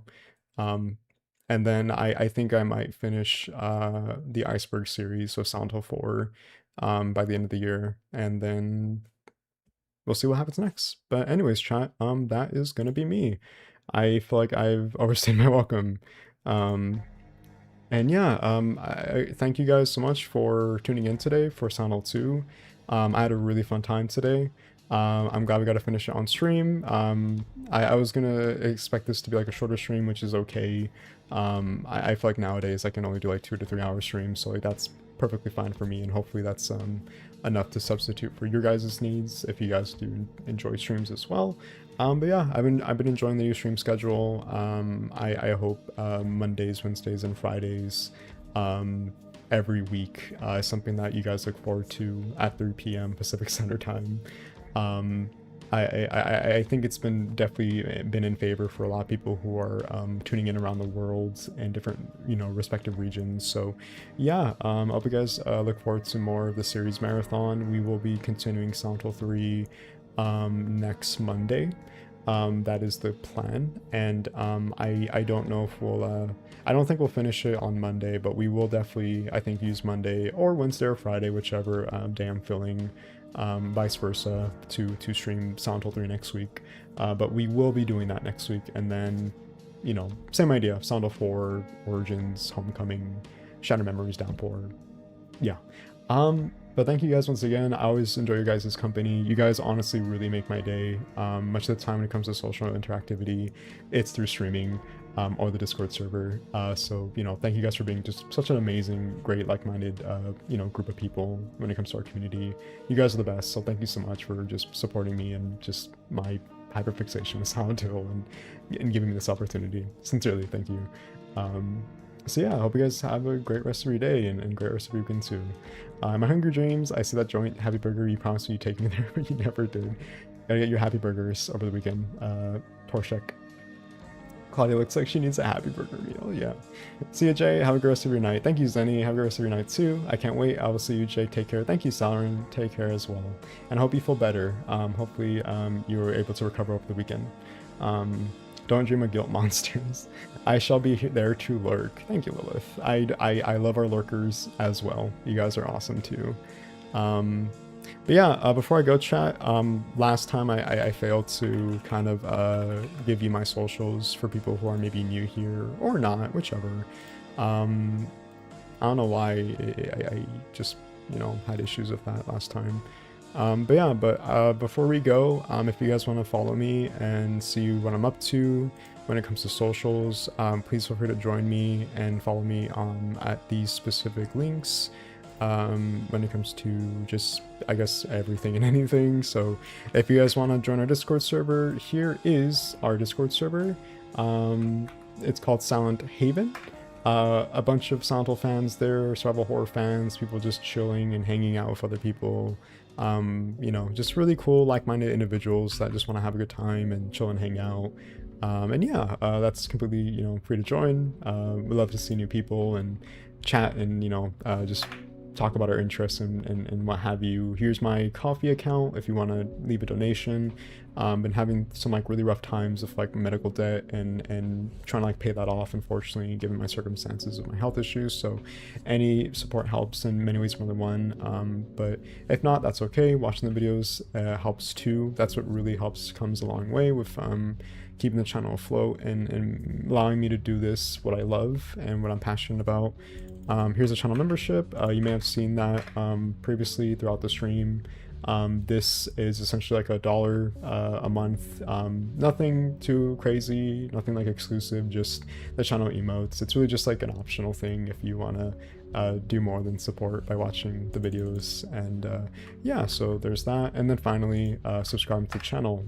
Don't know if people actually find me through the live streams. That'd be really cool if that's the case. No idea. But if you did, then hi, hello, nice to meet you.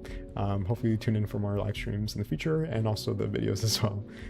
So yeah, there if you want to subscribe to the channel. And that's kind of it. There you go. That's it. That's gonna be me for tonight. Yeah, I will see you guys later. Thank you so much once again, chat, for joining the stream. I'll see you guys next Monday for more Silent Hill 3. If not Monday, then Wednesday and Friday. You know, good old stream schedule time for us at 3 p.m. Pacific Standard Time. And yeah, that would be all for me today. Take care. I'm going to go myself. See you. So happy to have caught a stream. Thank you, Tobias. Always lovely to have you here. I just joined tonight on Discord. Thank you, Lilith. I really appreciate it. Hope to speak to you and everyone else who joins soon. All right. Have a great rest of your week in chat. Thank you so much for joining today and watching this Silent Hill 2 live stream. We will be continuing with Silent Hill 3. And yeah, same stream time as per usual. I'll see you guys later. Have the rest of your weekend. As always, stay safe. Take care of yourself. Be kind to yourself. Eat, sleep, rest well.